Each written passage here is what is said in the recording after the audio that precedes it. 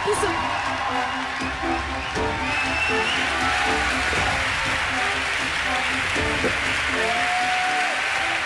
Salut les petits.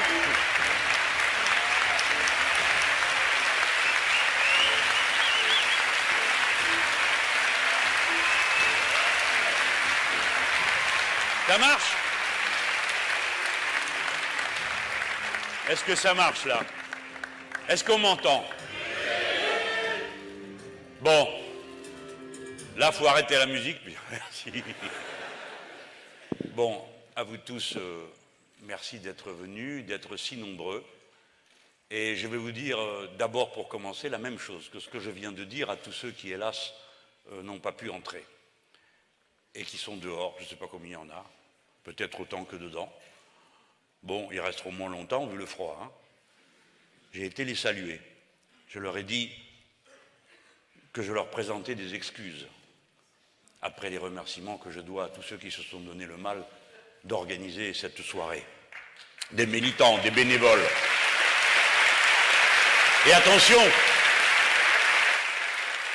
c'est pas parce que ce sont des bénévoles que ce sont des amateurs. Car voyez-vous, nous comptons dans nos fils les meilleurs professionnels de leur branche. Forcément, c'est nous le peuple. Et il n'y a pas besoin de payer. Mais quand même, si nous ne pouvons pas accueillir comme nous le voudrions tout le monde ce soir, je vous dis les choses crûment et franchement. C'est parce qu'il n'y a pas assez d'argent. Parce que pour avoir une salle pour faire rentrer 3000 personnes, ça coûte 50 000 €. Une soirée comme celle-ci, au total, c'est 12 000 €. Je veux que vous le sachiez. Rien n'arrive comme ça. Tout est fruit d'efforts et de mobilisation. Plus de 20 000 personnes déjà ont donné chacun leur petit écho. Et c'est notre force qui, pour terminer, repose tout entière sur le nombre et le dévouement que chacun d'entre nous, avec son intelligence, parfois ses très faibles moyens, mobilise au service de la cause. Nous ne sommes pas en train de célébrer une personne, un candidat. Nous sommes en train de célébrer des idées. Et nous sommes en train de faire une démonstration de force de nos idées. Et ceux qui sont là dehors à se geler, de toute façon, ils ont marqué un point, comme vous-même. Car nous n'étions pas là pour autre chose que pour montrer la continuité, la force, la profondeur de ce que nous représentons dans le temps et dans l'histoire. Quand ils pensaient en avoir fini avec nous pendant toutes ces années où l'argent régnait sans contestation et où on proposait à chacun de n'avoir aucun autre horizon dans la vie que toujours d'accumuler davantage, fût-ce au détriment des autres, jusqu'à finir dans ce rêve piétiné, nos paroles salies et souillées, quand un de ceux qui se réclament de nous ose dire à la jeunesse « Je vous propose comme rêve d'être milliardaire ». Être milliardaire est immoral. Accumuler est immoral. La richesse est toujours accumulée au détriment des autres. À quoi bon avoir 1 milliard si c'est pour souhaiter en avoir un deuxième?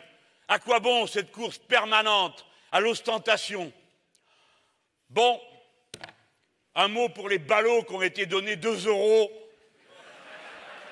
2 fois de suite. Non, ne les huez pas. On va leur proposer de se racheter, c'est un langage que tout le monde comprend. Vous avez donné 2 fois de suite 2 €. Il y en a pour 1,6 million que vous avez été donné à nos adversaires. Alors il faut en donner un peu ici. Appel aux dons. Vous avez donné 2 fois 2 €, vous m'en devez 4 pour que, quand viendra votre tour devant votre conscience, vous puissiez vous dire, bon,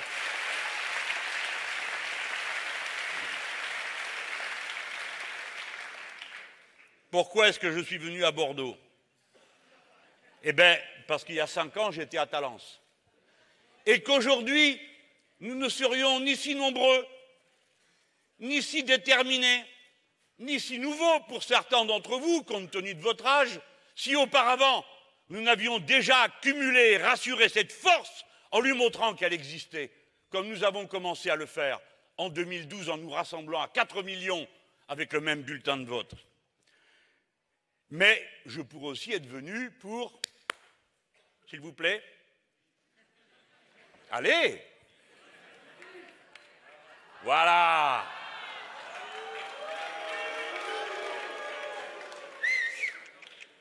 Honneur aux vaincus. J'aurais pu venir ici en me disant, eh bien, je viens dans la ville de celui qui est le président ou va être le président de la République. Enfin, déjà, vous autres, les ballots, vous avez donné des sous pour acheter tout ça. A-t-il gagné déjà? Eh bien, vous avez payé pour lire ça. Moi, je plains, je le dis, sans moquerie, ceux qui se sont laissés affoler et qui continuent maintenant à croire aux mêmes fadaises qui ont été un peu renouvelées. Je les plains. Comment vous avez pu vous fourrer dans la tête qu'étant de gauche, ou en tout cas des progressistes, vous aviez parti lié avec le vote de ceux de droite, qui ont bien le droit d'organiser des votes pour désigner leur leader, leur candidat. C'est leur droit. Nous devons le respecter. Nous n'avons pas à aller tricher dans les élections des autres. Nous n'avions pas à y être. Mais ils y sont quand même allés. Et pourquoi? L'intention était bonne, j'en suis sûr. Pas très réfléchie, mais bonne. Alors, ils allaient voter pour lui pour empêcher que l'autre, qui ensuite verrait le premier, qui passerait derrière l'autre et l'affaire serait dite. Qu'est-ce qu'ils sont intelligents? Ça, c'est la base du vote utile, la culture du vote utile. Le vote utile, c'est toujours un vote futile, parce que le seul vote qui est important pour une citoyenne ou un citoyen, c'est celui qui fait le bien de tous, dont vous concluez en conscience que c'est le bien de tous, c'est-à-dire le vote nécessaire. Et si je me présente devant vous, ça n'est pas en vous disant je suis le vote utile parce qu'aujourd'hui les sondages me mettent en tête de ma famille politique. Je viens devant vous, comme vous le savez, et comme beaucoup d'entre vous en sont déjà d'accord, parce que j'estime que c'est le vote nécessaire, celui de l'avenir en commun.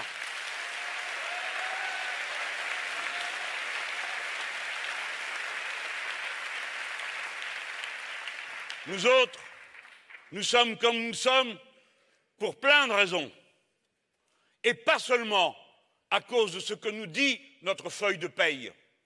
La vôtre, moi la mienne, ça va. Vous le savez bien. Mais justement, je m'adresse aussi à ceux qui sont dans ma situation matérielle confortable. Ceux qui ont une bonne situation doivent courir devant pour aller aider les autres, parce que c'est eux qui ont les moyens et le temps qui les met à la disposition des autres.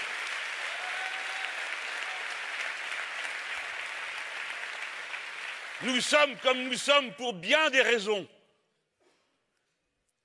Et d'abord, souvent, pour des raisons morales. Ce qu'on appelle des raisons morales. Nous ne supportons pas la souffrance des autres. Nous ne supportons pas l'abandon.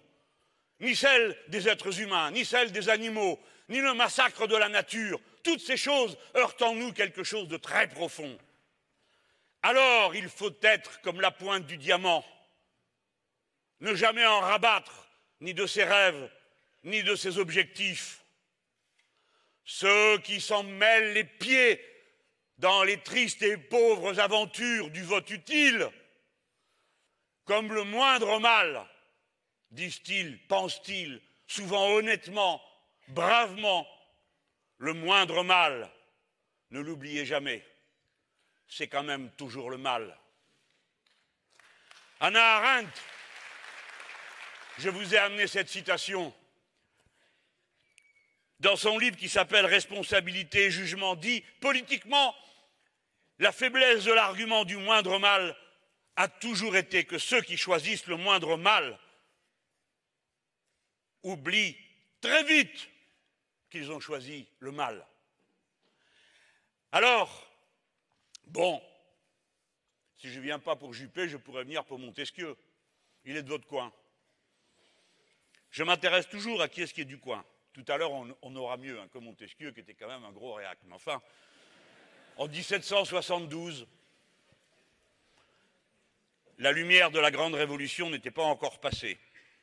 Lui, il a théorisé la séparation des pouvoirs exécutifs et législatifs. Alors voilà ce qu'il dit, on va le proposer comme une pensée contemporaine. Lorsque dans la République, le peuple encore a la souveraine puissance, c'est une démocratie. lorsque la souveraine puissance est entre les mains d'une partie du peuple, cela s'appelle une aristocratie. Et bien voilà, c'est exactement ce dans quoi nous sommes. Nous sommes sous le pouvoir d'une aristocratie d'ancien régime qu'aujourd'hui nous appelons l'oligarchie. Oligarchie, c'est le gouvernement de quelques-uns. Ils sont quelques-uns qui possèdent tout et qui tirent les ficelles de politiciens et de politiciennes et de médiacrates de toutes sortes.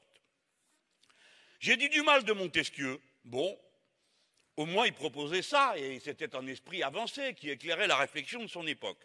Il croyait qu'on pouvait abolir l'absolutisme sans abattre la monarchie. C'est comme ceux qui croient qu'on peut libérer les humains et la nature de la prédation sans abolir la tyrannie de la finance. Non, ce n'est pas possible. On ne pouvait pas abolir l'absolutisme sans abattre la monarchie. On ne pourra pas libérer les êtres humains et la nature sans abattre l'absolutisme de la finance. C'est un raisonnement et un manifeste. Je me présente devant vous 101 ans après la loi de 1905 de séparation des églises et de l'État pour vous proposer la séparation du MEDEF et du gouvernement.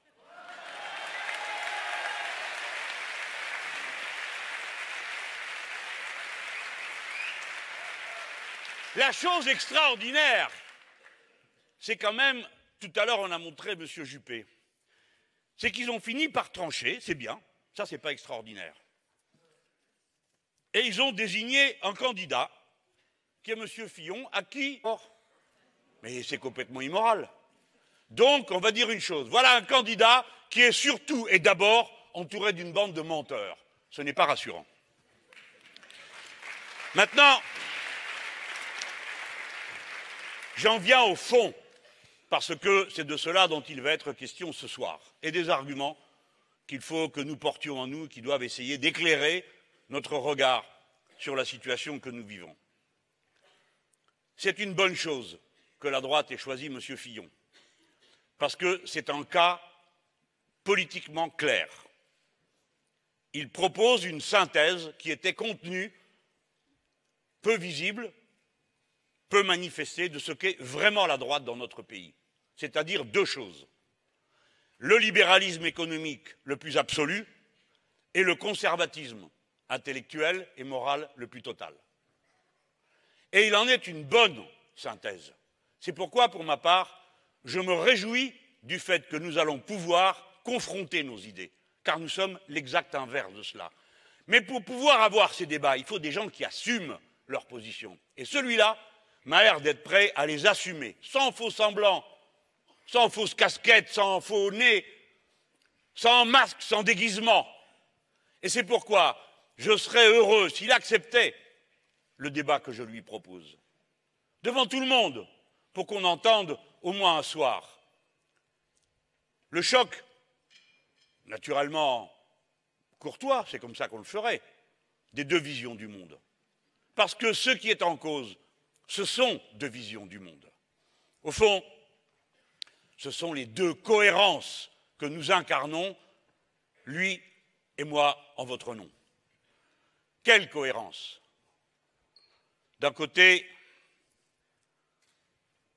suivant la vieille maxime, le nôtre, l'idée qu'il y a un avenir en commun et que c'est ce commun qui permet cet avenir pour l'homme, l'être humain, on va dire, et son rapport à la planète. En gros, s'il fallait prendre une petite formule, on dirait c'est un pour tous, tous pour un. Ce n'est pas que nous soyons contre la compétition, bien sûr que non. Il y a plein de compétitions dans la vie, des compétitions amoureuses, des compétitions de toutes sortes. Mais nous sommes pour la compétition à condition qu'elle n'empêche pas la solidarité. Et eux, de leur côté, c'est l'idée inverse. Ils veulent bien de la solidarité, ce ne sont pas tous des sauvages. Il y en a un nombre de sauvages. Mais ils sont comme nous. Ils veulent bien la solidarité, mais à condition que ça n'empêche pas la compétition. Au fond, leur maxime à eux, et en particulier celle de M. Fillon, c'est chacun pour soi et Dieu pour tous.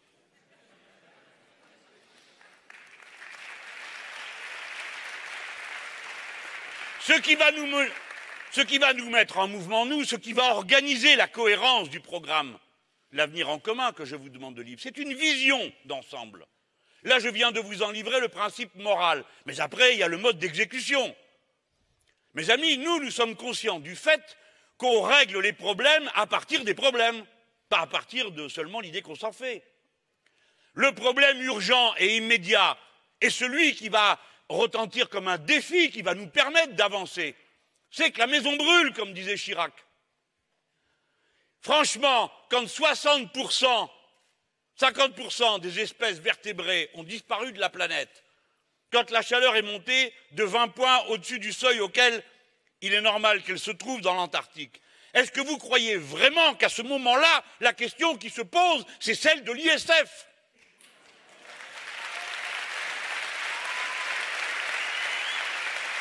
Ne croyez pas que je caricature. Donc nous sommes toujours partis de la demande. La politique du camp progressiste, ça a toujours été de partir de la demande, c'est-à-dire qu'est-ce qui est nécessaire, que faut-il faire? Eh bien là, nous avons un problème, nous devons nous mobiliser tous pour répondre aux défis qu'a créé la prédation excessive sur la nature. Mais au moment de le faire, quand on dit à tout le monde « Allez, on va faire l'effort », qu'est-ce qu'on découvre?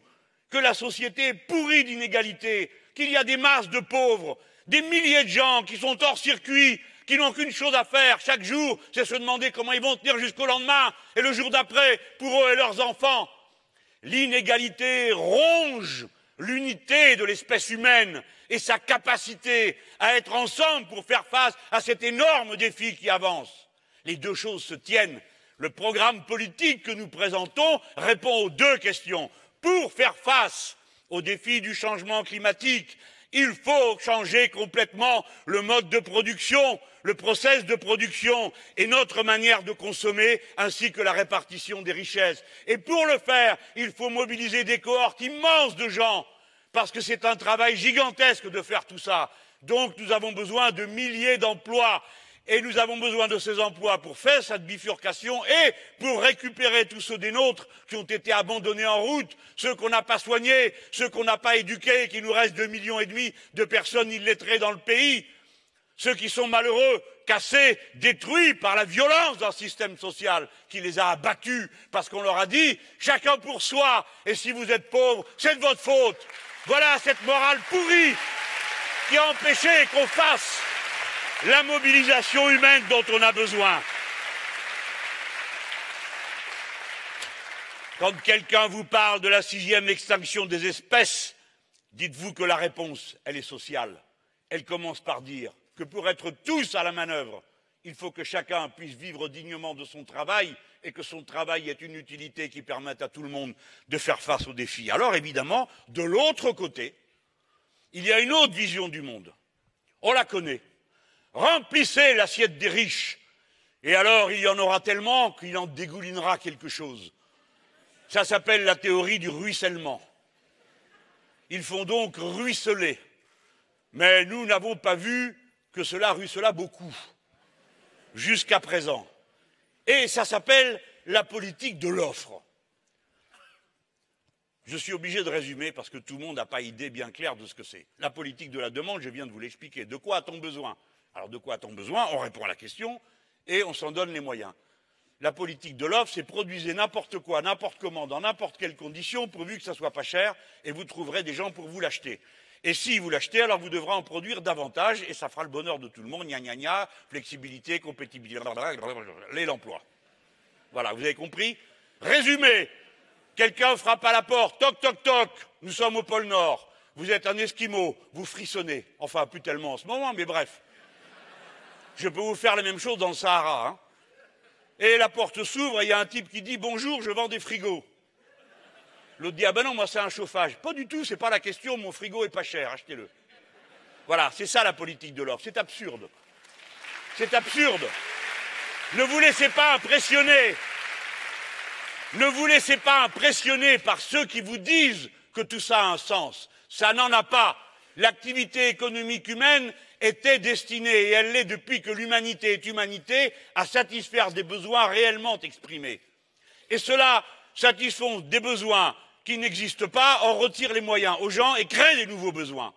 Et c'est cette société dans laquelle nous vivons, du gaspillage, où l'on détruit, où 40% de la production agricole est mise à la poubelle parce qu'elle n'est pas conforme. Et c'est ce monde-là qu'ils veulent faire durer, avec une absence totale du sens des responsabilités.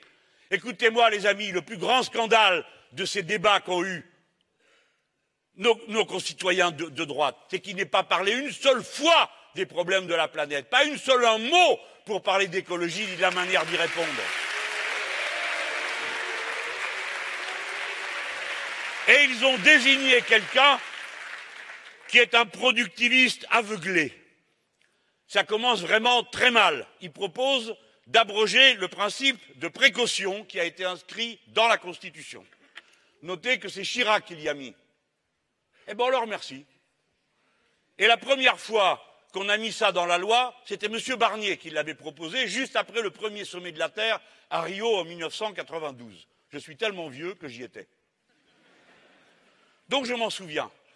Ce principe dit qu'on ne fait pas quelque chose s'il y a un risque que cela dégrade ou que cela présente un inconvénient ensuite qui serait irréversible ou très dommageable.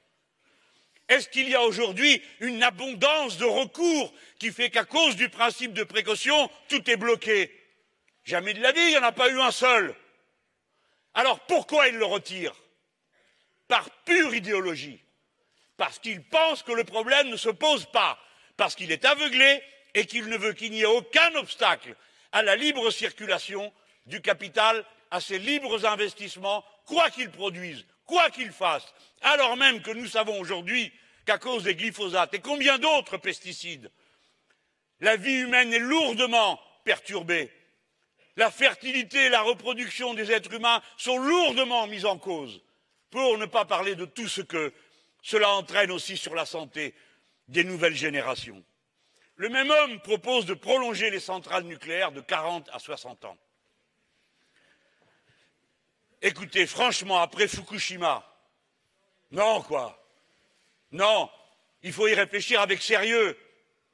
Moi, vous savez que je suis pour la sortie du nucléaire. Je n'ai jamais cru une seule seconde qu'on irait, on appuierait sur un bouton et il n'y a plus de nucléaire. Il y en a pour 20 ans ou 25 ans à en sortir. Mais c'est dangereux dès maintenant. Et le dire, ça n'est pas mettre en cause ceux qui y travaillent, ni ceux qui ont fait tourner tout ça jusqu'à aujourd'hui dans des conditions de sécurité qui font que les incidents n'ont jamais dégénéré en accidents. Mais quand ça devient dangereux, ça l'est pour de bon. Je ne vais pas vous faire peur, mais c'est quand même à côté de chez vous qu'il y a la centrale du Blayais. Oui, ben, il faut y penser, hein. Moi, je vous dis, je la fermerai. Mais je voudrais que vous compreniez une chose.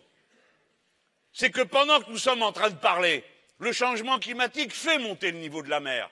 La dernière fois, grâce à un ingénieur particulièrement intelligent, nous avons été saufs, parce qu'il a compris qu'avec un vent de 140 km/h et des creux de 7 mètres, les prises d'eau allaient être bloquées et que donc la centrale aurait un accident. Cet homme a compris qu'il fallait arrêter la centrale et il a bien fait parce que son pronostic s'est vérifié. En effet, les prises d'eau ont été bloquées. Vous êtes à 50 km de cette histoire. La flotte monte. De toute façon, que vous soyez content, que vous le vouliez ou pas, que M. Fillon accepte l'idée qu'il y a un changement climatique ou qu'il ne l'accepte pas, de toute façon, il a lieu. Et donc, le niveau de la mer monte. Et donc, dans 20 ans, dans 30 ans, quand on arrivera au bout du cycle qu'ils décrivent, la probabilité que la centrale soit noyée sans avoir rien besoin d'autre que de cette montée des eaux, cette probabilité est extrêmement élevée. Le responsable politique doit prendre en compte des problèmes de cette nature en ajoutant que nous avons une difficulté. Nous ne savons pas réellement démonter les centrales. Celle sur laquelle nous avons commencé à le faire, 10 ans après, on y est toujours. C'est une grande difficulté technique. C'est pourquoi, contrairement à ce que disent certains, démanteler le nucléaire, qui ne garantit nullement notre indépendance, parce qu'il faut aller chercher le combustible dans des pays où on n'est pas toujours bien disposé à nous le donner. Entre autres choses, eh bien, si nous voulons sortir du nucléaire, c'est un défi technique et scientifique et de recherche immense. D'abord parce qu'il faut mettre en route tout le reste pour que ça marche. Je sais très bien que si vous m'élisez, je ne peux pas me contenter de dire à tous les Français ah ben écoutez, on va en sortir sans expliquer ce qu'on va faire d'autre. Ce qu'on va faire d'autre, c'est développer toutes les autres énergies. Il nous faut du 100% renouvelable. J'ai passé, vous savez, le programme, ça fait un moment qu'on travaille dessus. Hein. Croyez pas que j'arrive en sortant ça de mes poches. Et les discussions avec les amis, et avec les camarades, et avec les spécialistes, avec des gens qui ne sont pas forcément nos amis politiques, mais à qui le simple fait qu'on propose un horizon de développement de leur propre intelligence, de leur capacité de savoir, soulève d'enthousiasme. Nous avons besoin que dans les 2 premières années du mandat, on installe par exemple en mer une puissance de production électrique, ce qui est faisable dans les 2 premières années, équivalent à au moins une centrale ou 2, pour que les Français comprennent que c'est possible, qu'on sait le faire. Nous avons par milliers les jeunes gens et les moins jeunes, femmes et hommes, ingénieurs, techniciens, ouvriers hautement spécialisés qui savent faire tout ça. Parce que c'est de très haut niveau technique, contrairement à ce que croient les imbéciles qui nous disent sans cesse qu'on va retourner dans les cavernes et s'éclairer à la bougie, comme ils nous le disent. Ou qui croient qu'ils ont répondu à tout en disant « Ah, on va faire des voitures électriques. Ah oui, Benet, tu la trouves où l'électricité ?» Pour 1 million de voitures électriques, il vous faut une centrale nucléaire de plus. Vous appelez ça une solution? Non, ça n'en est pas une. Aussi longtemps qu'on ne sait pas produire de l'électricité, quand je dis on ne sait pas, qu'on ne peut pas produire de l'électricité dans de nouvelles conditions. Alors maintenant, voilà ce qu'il a trouvé l'autre. Donner la main au marché pour les énergies renouvelables. Non, ça c'est donner le portefeuille, je connais. C'est la privatisation des profits. Par exemple, on a donné la main au marché pour les ports dans notre pays. Les ports, les bateaux, hein. Pas les cochons. Les cochons, il y a longtemps que c'est le marché qui décide. Mais rigolez pas, c'est triste. Parce que comme c'est le marché, quand ça marchait, eh ben, ils ont fait d'immenses élevages où les animaux sont traités d'une manière ignoble. Et l'année d'après, comme il y a trop de jambon, il y a trop de porc, eh ben, clouf, tout s'écroule. Et les pauvres gens qui ont fait cet élevage et les pauvres bêtes qui ont enduré le martyre que vous savez, tout ça pour rien. Pour que la main du marché fonctionne. Voilà. Alors là, il propose de donner la main au marché. Bref, les ports, on les a privatisés. OK? Et bien maintenant, nous voilà rendus au point où les fameux privatisés viennent demander à l'État, quoi? De désembourber les ports. Ah bon, on croyait que le marché allait régler le problème? Que vous étiez là pour faire des investissements? Non, vous êtes là que pour prendre. Nous avons donc des raisons légitimes de nous méfier du marché pour régler ce genre de problème. Et vous allez voir, le plus beau va vous arriver bientôt. Peut-être que vous ne le savez pas.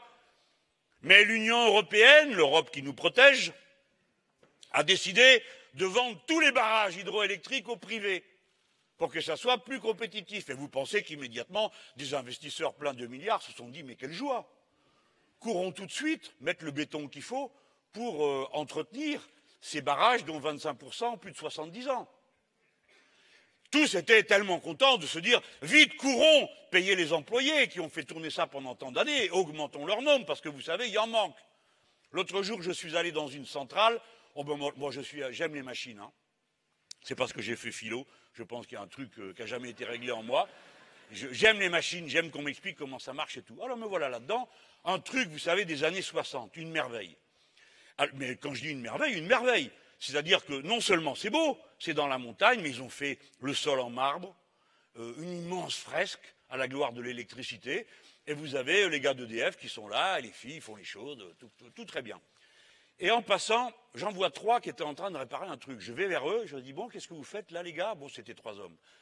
Et bon, alors, qu'est-ce que vous faites? Ben, nous, on est en train d'installer un stator. Si vous ne le savez pas, il y a un stator et un rotor. Le stator, c'est ce qui ne bouge pas, le rotor, c'est ce qui tourne. Ah bon? Et on parle comme ça, gentiment.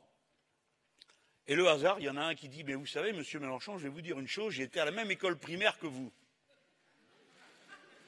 C'est le hasard, non, de la vie, c'est incroyable. Parce que le militantisme politique va... L'école primaire où je suis allé, moi, vous n'êtes pas près d'y aller, hein, c'est l'école Bercher à Tanger. Alors, mais quand même, je lui dis, mais dites donc, vous, si vous êtes allé à la même école primaire que moi, vous avez quel âge? Vous avez plus de 60 ans, qu'est-ce que vous foutez là? Vous n'êtes pas à la retraite? Ben, il me dit, ben non, je ne peux pas. Pourquoi? Ben parce que voilà, ils n'ont pas renouvelé les équipes. Alors notre entreprise qui fait de l'entretien, on a changé je ne sais pas combien de fois de patron, mais ils n'ont pas recruté. Alors maintenant, je suis obligé de revenir pour expliquer aux plus jeunes comment on fait. Parce que faire un stator, c'est un travail, bien sûr, qui se lit, qui s'apprend à l'école. Hein, que celui qui croit qu'on travaille qu'avec sa main, c'est celui qui ne sait pas qu'il y a un cerveau au bout de la main. Vous en entendez des imbéciles le dire sans arrêt, ça? Hein, l'intelligence de la main, l'intelligence de la main, ça commence par l'intelligence tout court, c'est-à-dire par le cerveau. Et si vous ne le remplissez pas, vous n'avez pas des mains habiles.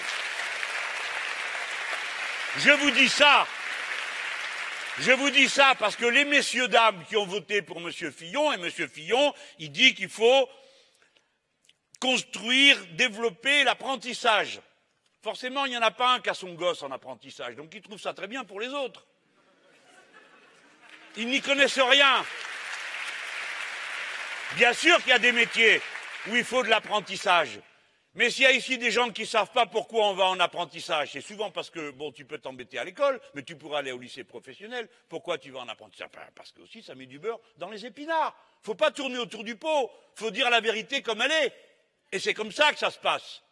Alors, bien sûr qu'il y a des métiers où c'est un bon passage, mais je vais vous dire, si c'est ça leur idée, de mettre tous les mômes en apprentissage, alors ça, c'est une vraie bêtise.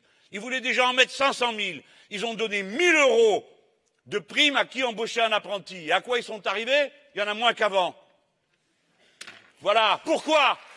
Pourquoi il y en a moins qu'avant? Mais parce que les parents et les jeunes, ils s'occupent de l'avenir et ils voient bien que pour eux, c'est pas par là que ça passe. Moi, c'est l'inverse. Pour accomplir le programme que nous avons, notamment le chapitre écologie, nous avons besoin de millions, pas de milliers, de millions de gens formés à haut niveau technique. Et si vous ne le savez pas, parce que vous avez des préjugés de classe ou de caste, mais un bac pro, c'est pas pour rien que ça prenait 4 ans. C'est parce que c'est difficile. Faire de la maintenance de systèmes automatisés, faire de la métallerie, faire de l'électricité, tout ça a monté. Il faut des savoirs abstraits pour savoir faire tout ça. Quand vous entendez parler d'un chaudronnier, n'allez surtout pas croire qu'il est en train de faire des chaudrons. Un chaudronnier, il fait des carlingues, de bateaux, d'avions. Ça se règle au millimètre, au dixième de millimètre. Vous ne confiez pas les machines qui valent des centaines de millions à quelqu'un à qui vous avez filé une banane chaque fois qu'il appuyait sur le bon bouton. C'est pas comme ça que ça se passe, l'éducation.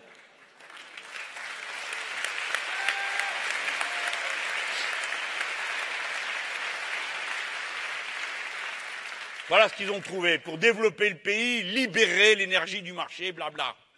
Et les gens qui vont faire tourner tout ça, quand est-ce qu'on en parle? Jamais. Ils ne sont pas au courant, ils ne savent pas comment ça se passe, ils ne savent pas ce qu'est la production. Comme ils n'ont jamais fait philo, ils ne s'intéressent pas aux machines.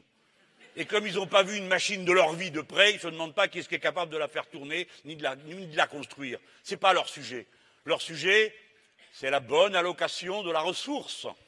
Ça veut dire mettre son blé là où il va en revenir davantage. Alors, là, je suis sur le thème de l'écologie pour vous montrer 2 manières de penser. J'espère que mon propos est assez illustré pour qu'on comprenne la méthode politique. C'est pas tout. Agriculture, programme Fillon. Je ne vais pas vous passer tout le programme parce que j'en ai au moins pour 10 meetings. Alors je garde des morceaux différents. Et les gens qui suivent, ils regarderont les enregistrements pour reconstituer. Agriculture. Abrogé par ordonnance. Hein, attention, hein, c'est que ça urge. Hein. C'est pressé, c'est pressé, c'est pressé tellement que c'est par ordonnance. Abroger par ordonnance toutes les normes ajoutées au texte européen. Ah ah, personne ne comprend rien. C'est fait pour. Alors il y a donc en agriculture des normes qui ont été ajoutées au texte européen. Pendant ce temps-là, vous ne parlez pas des textes européens, et un jour ou l'autre, je vous en parlerai, mais ce n'est pas ce soir. C'est quoi les normes en question qui ont été ajoutées? Je vais vous donner un exemple. L'Europe permet l'utilisation des OGM, des organismes génétiquement modifiés. La France a fait jouer la clause de sauvegarde. On n'a pas le droit de planter ça chez nous. D'accord? Eh bien, si vous abrogez par ordonnance les normes qui ont été ajoutées à celles de l'Europe, ça veut dire que vous rendez possible l'utilisation des OGM en France. Bon appétit, les gens. Bon appétit. Et pareil pour les pesticides. Parce qu'un certain nombre de pesticides qui sont autorisés par l'Europe sont interdits en France. Eh bien, lui, il propose de l'abolir au motif que pour certains pesticides, il n'y a pas de produit naturel équivalent. Donc, comme il y a absolument besoin de pesticides et qu'il faut en foutre partout, il trouve qu'il n'y en a pas assez. On est le premier pays d'Europe à consommer des pesticides. Vous avez des milliers de gens qui sont rendus malades à la terre, dans le travail de la terre à cause des pesticides. Vous avez des kilomètres cubes, je ne sais pas si ça existe, qui ont déferlé dans la mer, pourris jusqu'à la moelle, de pesticides de toutes sortes, qui ont tout dégueulassé, tout saccagé en cours de route. Mais non, ça ne suffit pas, il en faut encore plus. C'est-à-dire, on renonce à toute pensée moderne, créatrice, qui essaye d'utiliser les techniques que la nature a données aux êtres humains pour atteindre leurs objectifs dans la culture. Alors ça s'appelle l'agriculture bio. Ne leur parlez pas de bio, ça les rend malades. C'est eux qui ont interdit, deux des personnes qui soutiennent M. Fillon directement, M. Retailleau, qui est le président du conseil départemental, si mon suivi, peut-être autre chose maintenant, enfin je ne sais plus où on en est, Retailleau et Larcher, président du Sénat. Voilà les deux personnes qui ont fait interdire l'idée, qui n'était pourtant pas la révolution écologiste, de 20% de bio dans la restauration collective. Voilà. Nous, notre objectif dans le programme, c'est bien, je vais vous les mettre un derrière l'autre, 100% d'énergie renouvelable.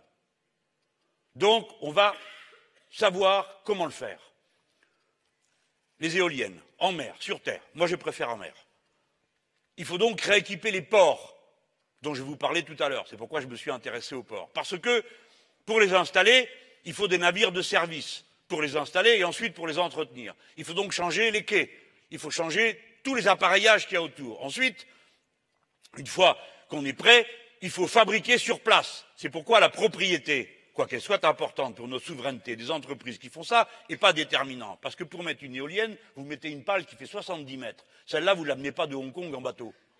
Vous êtes obligé de la produire sur place. Donc vous voyez, j'essaye de vous faire miroiter tout ce qu'il y a à faire. Et dans la salle, il doit y avoir des gens qui sont des techniciens et qui comprennent et qui disent Mélenchon, il n'a pas tout à fait compris le coup des pales, mais il sait de quoi on parle. Oui, il sait de quoi on parle. Il s'y est intéressé. Eux, non. Je viens de vous dire ce qu'ils comptent faire. J'ai oublié, bon, c'est la fin de ma liste. Engager la préparation de la mise en concurrence de la SNCF telle que prévue par les directives européennes. Il y a des cheminots dans la salle? Enthousiasme, s'il vous plaît. Les trains privés partout, vous savez très bien ce qui se passe. Comme quand vous le lisez comme ça, si vous êtes bené, vous vous dites, ben c'est bien, c'est le capital privé qui va faire rouler des trains privés, qui se paieront en privé, avec des privés qui monteront dedans et feront donc des bénéfices privés pour ceux qui les ont fait monter là. Et vous croyez que tout va aller, mais pas du tout, vous savez bien comment ça se passe. Si vous privatisez, il n'y a que les lignes vraiment rentables ou dans lesquelles monte tout le monde qui sont privatisées. Et les autres, qu'est-ce qui se passe avec les autres? Eh bien, les autres, il n'y en a plus. Ils ont déjà commencé. Et à la place, vous mettez des voitures ou des bus Macron.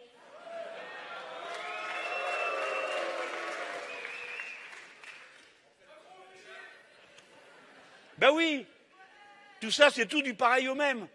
C'est deux logiques. Ou c'est la logique du service public et du bien commun, ou bien c'est la logique de la magie de la main privée, du capital privé qui sait à quel endroit il faut aller et tout. Ah ben c'est clair, le capital, il sait où aller, il va là où c'est rentable.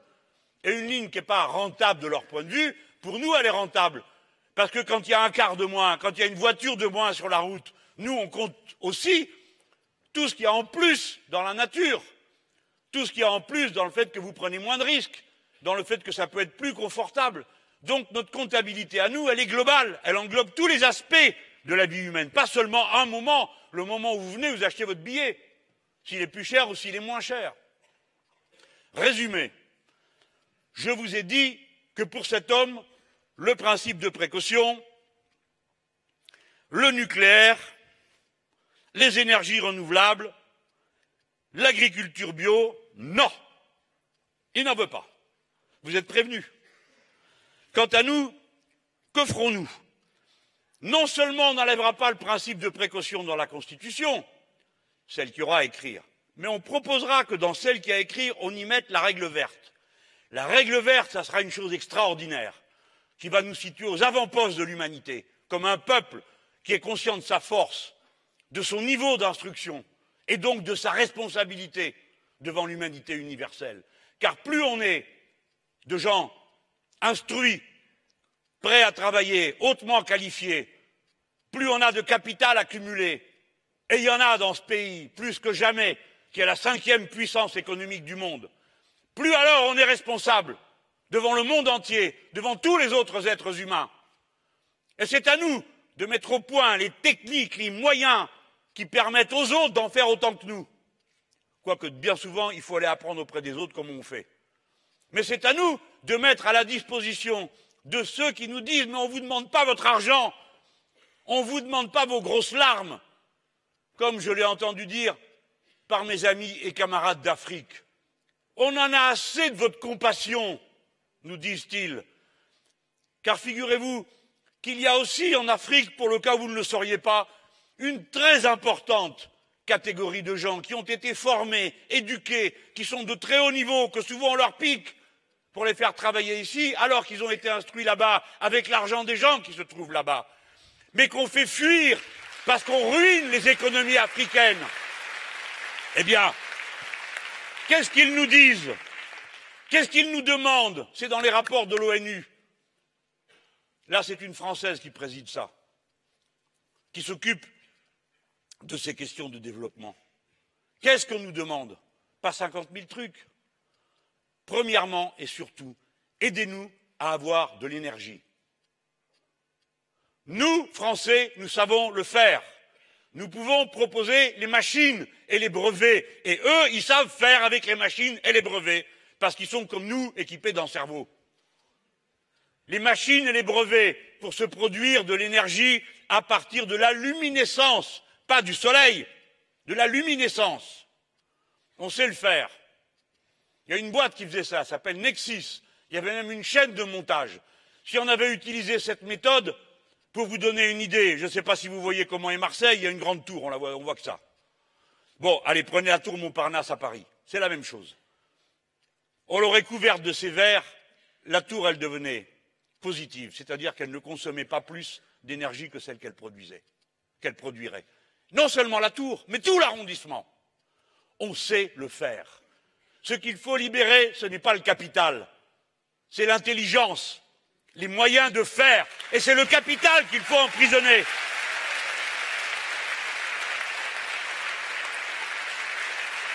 Cette boîte a fermé. À mesure, je vous raconterai des histoires comme ça d'entreprises, parce que quand même, je me balade beaucoup et je n'ai pas les yeux dans la poche.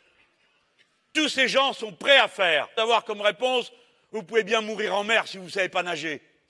Parce que c'est ça qu'on fait. Et ça, c'est ignoble. Bref, on nous demande de l'aide intellectuelle, ou plus exactement, de mettre à la disposition de tous des moyens techniques, pas autre chose. Et évidemment, une autre manière de faire du commerce, une autre manière d'organiser nous-mêmes nos circuits de production. Si nous n'avions pas ces excédents invraisemblables, on n'éprouverait pas le besoin de le déverser sur les autres.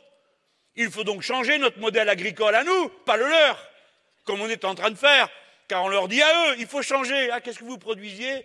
Ah, 4 carottes, 3 poireaux. Mais c'est pas ça l'agriculture moderne. L'agriculture moderne, c'est de faire ceci, cela, enfin bref. Les gens produisent plus qu'ils ont à produire. Mais nous, on doit changer. On doit rétablir, c'est plutôt du sorgho que des carottes et des poireaux. Nous, on doit établir ces circuits courts de l'agriculture. Ils sont viables. Il existe plein de fermes en France qui fonctionnent de cette manière, avec des circuits courts, qui vendent la production sur place. Et vous avez plein d'endroits où, comme ça n'existe pas, vous êtes quelque part et vous décidez que vous allez mettre 100% bio dans votre cantine et vous découvrez qu'il n'y a pas une personne qui produit des carottes à moins de 200 km autour de chez vous. Parce que ça, on ne sait plus le faire. Parce qu'il n'y a personne pour le faire. Parce que ça ne permet pas d'être payé dans des conditions telles que vous arriviez à vivre de votre travail. Écoutez bien ça, c'est pour ça que tout se tient. Si vous voulez le bon manger pour vos enfants et pour vous-même, si vous voulez lutter contre l'épidémie d'obésité qui est en train de dévaster la masse de notre peuple, si vous voulez simplement manger une pomme comme j'en ai mangé, que plus personne ne peut en manger ici, et pas vous, les petits. Moi, quand je mangeais une pomme, il y avait des vitamines.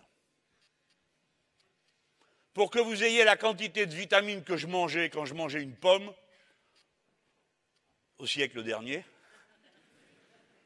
combien il faut que vous en mangiez? Vous connaissez la réponse? 100! Eh bien alors, hein, si c'est pour les vitamines, il va falloir ronger. Hein. Voilà.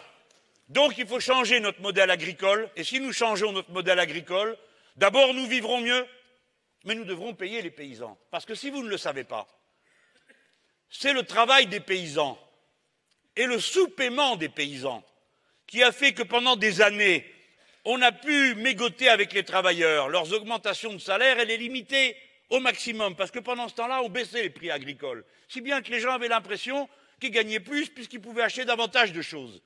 Ça a duré comme ça pendant 20 ans. Et puis un jour, on a tellement pressé qu'il ne restait plus ni paysans, ni production agricole qui contente les besoins que nous exprimons. Il reste 900 000 paysans dans 200 000 fermes. Et je vous dis que quand je dis ferme, c'est pour être sympa. Parce que certaines, ce n'est pas des fermes pour moi, c'est des usines. Et c'est des usines qui ne font pas vivre ni les bêtes qui s'y trouvent, ni les gens qui s'occupent d'elles. Et c'est pourquoi, dans notre pays, il se suicide un paysan tous les 2 jours. Dans un silence immense. Parce que vous savez quel est le vrai problème de ce pays? L'ISF. C'est ça la grande question. La chose qui paralyse tout, qui fait que nous en sommes où nous en sommes. Bon, voilà. Je vous ai dit ce qu'on allait faire. La règle verte, qu'est-ce que ça veut dire? Celle qu'on va mettre dans la Constitution. On ne prendra plus dorénavant à la terre davantage que ce qu'elle peut renouveler. Et ceci est un défi technique. Vous autres jeunes gens et les autres, vous aurez à régler cette question parce que dorénavant, c'est comme ça qu'on produira dans ce pays. Et on vous demande d'aller chercher dans votre instruction, dans ce que vous avez appris à l'école, et pour les autres, ce que vous savez faire, le moyen d'atteindre cet objectif. Et vous y arriverez, parce que la génération précédente, en moins de 10 ans, elle a mis en place la filière nucléaire alors qu'on ne savait même pas faire une seule centrale à l'époque. On l'a fait en 10 ans. Et maintenant, on doit défaire. Mais c'est pour vous dire que des choses qui paraissaient incroyables, nous les avons fait. Nous avons fait les fusées, alors qu'à l'époque, les Nord-Américains disaient il n'y aura jamais aucune autre fusée que les nôtres. Évidemment, les fusées, c'est des missiles, hein, vous avez compris. Nous avons fait le train à grande vitesse, nous avons équipé tout le pays de barrages. Quand on le veut, quand on le décide, tout le monde y met son énergie et son enthousiasme. Le peuple français peut faire tout ça. Donc, il y aura de la planification écologique. On ne peut pas faire une agriculture bio sans que 2 conditions soient réunies. Premièrement, que vous soyez mieux payés pour pouvoir vous payer de la bonne agriculture bio. Voilà pourquoi augmenter les salaires, c'est écolo. Et ceux qui vous disent et opposent sans cesse la classe ouvrière aux revendications écologiques ne connaissent rien à ce qu'est la mentalité des travailleurs aujourd'hui, parce qu'ils savent qu'ils sont les premières victimes des process de production qui ne sont pas respectueux de la nature et des hommes. Et deuxièmement, parce qu'ils connaissent toutes ces réalités que je viens de vous décrire. Deuxième condition, il faut préparer les gens. Si vous voulez faire une agriculture bio, il nous faut 400 000 paysans de plus. Je ne vais pas les trouver en comptant dans vos rangs. 1, 2, 3, 4, 5, t'es paysan. 1, 2, 3, 4, 5, t'es paysan. Ça, c'est Pol Pot qui fait ça. Pas nous. Nous, on ne sort pas les gens des villes pour aller les coller à la campagne. Il faut donc proposer. Il faut éduquer. Il y a plein de jeunes gens qui ont envie de faire ces métiers-là, à condition qu'on ne vienne pas leur dire, eh bien maintenant, voilà ce qu'on te propose pour le restant de tes jours. Une paye de misère, tu restes tout seul à la ferme et tu es au cul des vaches tout le temps. Pas de vacances, pas de soirée. Non, c'est donc la condition sociale des paysans et la condition culturelle des paysans qu'il faut les aider à transformer de fond en comble. Et dans la paysannerie française, la tradition existe qui permet ce changement. Si vous ne le savez pas, c'est dans la paysannerie que sont souvent les formules socialistes les plus avancées de mise en commun, de coopérative, d'utilisation en commun des outils de production et combien d'autres choses. Donc, le milieu est prêt. Mais nous, on doit planifier. Comme je vous l'ai dit tout à l'heure, si vous voulez installer des éoliennes, eh bien, vous êtes obligé de réfléchir à tout le reste. Sinon, vous ne savez pas de quoi vous parlez. C'est pas sérieux. Alors, on me dit, ah, la planification. Heureusement, maintenant, et M. Hulot, ce matin, dit comme moi. Il dit, il faut planifier. Ben oui, il est sérieux. Vous ne pouvez pas dire aux gens que vous allez faire ceci et cela et rien organiser. C'est ça que ça veut dire, planifier. Ça ne veut pas dire que vous êtes dans un bureau à Paris et que vous décidez combien de fraises on va produire à Marseille. Ça, c'est absurde. Ce n'est pas ce que nous proposons. Et la planification, elle doit reposer sur un mécanisme souple et large, très largement décentralisé. Les réseaux doivent être nationaux, mais la production, elle doit être locale, reposer sur l'intelligence de ceux qui savent qu'à tel endroit on peut faire ceci, à tel endroit on peut faire ça. Par exemple, je vous ai parlé d'éoliennes, je pourrais vous parler d'hydroliennes. Les hydroliennes, on met ça dans la mer. On ne peut pas en mettre partout. Il faut qu'il y ait des courants extraordinaires. Vous verriez ça, c'est une machine extraordinaire. Là, les pales, elles font 9 mètres, celles qu'on vient de mettre là, de couler. C'est un endroit où il y a un courant d'enfer. Donc ça se prend des parpaings comme ça, qui arrivent dans les pales, ping. Bon, le truc doit être calculé pour résister à tout ça et transformer en électricité l'énergie qui vient de la mer. L'énergie qui est dans la mer, elle est gigantesque. Il y a 75 fois ce dont on a besoin sur Terre, dans les mouvements de la mer. Et tant qu'il y aura la Lune, il y aura des mouvements de la mer. Après, les suivants se débrouilleront, hein. D'accord? Mais pour nous, c'est ça. Mais c'est un bien grand mot. On dit hydrolienne, alors tout le monde prend un air très intellectuel parce que ça va à hydrolienne. Mais des hydroliennes, les amis, dans ce pays, il y en a eu des dizaines de milliers, hein, pendant des générations et des générations. Mais on n'appelait pas ça hydrolienne, on appelait ça moulin. Moulin à eau, il y en avait partout. Des moulins à eau, vous pouvez en mettre partout. D'ailleurs, vous en avez un ici, d'après ce qu'on m'a dit à Bordeaux, sous un pont qu'on essaie. Évidemment, on ne va pas mettre des trucs de 9 mètres de débattement, mais on peut en mettre partout. Donc on peut assurer cette conversion vers le 100% renouvelable si on planifie correctement. Voilà.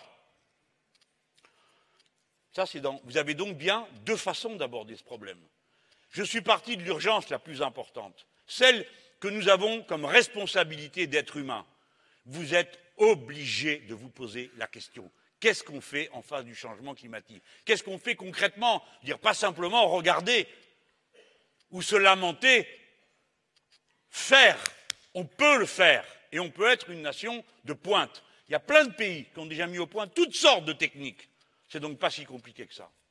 Et pendant ce temps, leur priorité, c'est pas celle-là. Je vous ai amené un petit film qui va vous présenter quelle est leur priorité et avec quelle méthode. C'est pas long.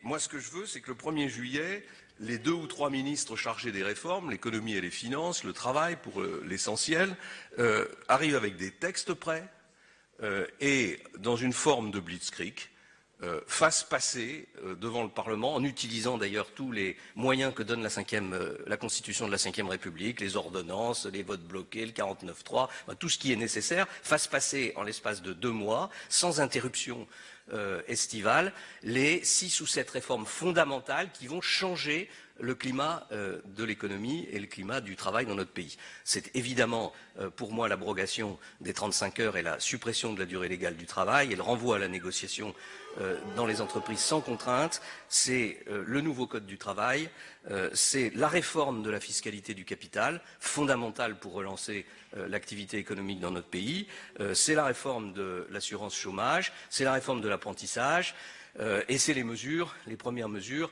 d'économie sur le budget de l'État et sur le fonctionnement de l'État.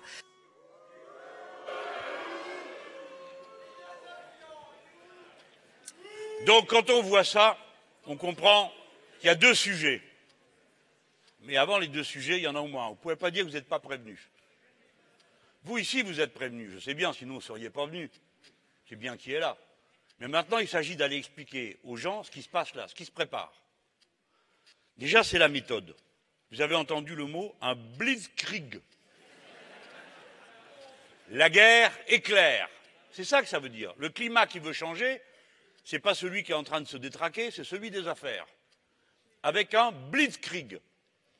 Ce n'est pas une accusation de ma part infondée ou une exagération. Blitzkrieg, ça veut dire la guerre éclair. Contre qui compte-t-il faire une guerre éclair? Puisqu'il fait la guerre. C'est donc une guerre sociale qu'il prépare. Et il l'a dit. Ne me dites pas que j'exagère. Il vient de le dire. C'est pas parce qu'il le dit en allemand qu'on ne comprend pas. Beaucoup d'entre nous ont été à l'école et y ont appris l'allemand. Et sinon, on se renseigne. Je récapitule. La suppression de la durée légale du travail. Attendez, j'ai besoin que vous compreniez bien. Suppression de la durée légale du travail, en Europe, il y a une limite qui s'appelle 48 heures par semaine.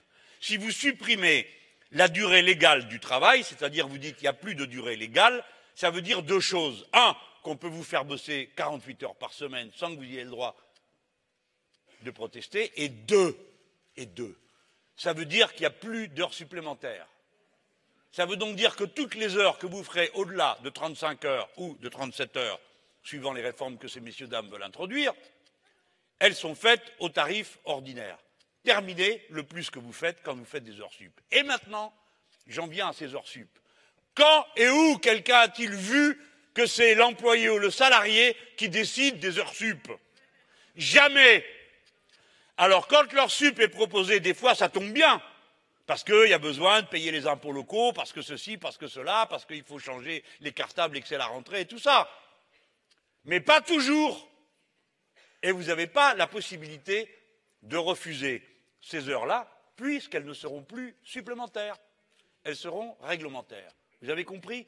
Ça veut dire que, par un bulletin de vote, vous reculez direct jusque dans les années 1900 et quelque chose, c'est-à-dire avant 1910 et les premières définitions de la durée légale du travail par jour.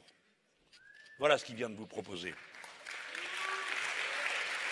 Quand ils parlent du nouveau code du travail, vous connaissez leur singerie. Ils viennent avec le gros code du travail. C'est trop gros. Une petite seconde. J'ai été parlementaire national pendant des années. J'ai fait des paquets de lois sur le travail. Et je vous garantis que ce n'est pas facile, quand vous n'êtes pas un professionnel du code du travail, pour retenir à chaque fois de quoi on parle et quelles sont les références, c'est dur. Des fois, vous avez des menteurs éhontés, comme celui-là, là, comment vous l'appelez, qui est président de la région Nord, là. Les Hauts-de-France, ça s'appelle maintenant. Voilà. Xavier Bertrand. Incroyable, ce type. Il mentait dans l'hémicycle, mais vous savez, à vous couper le souffle. Il dit, ah oui, bon, je ne vais pas vous raconter cette histoire, mais bref, il ment.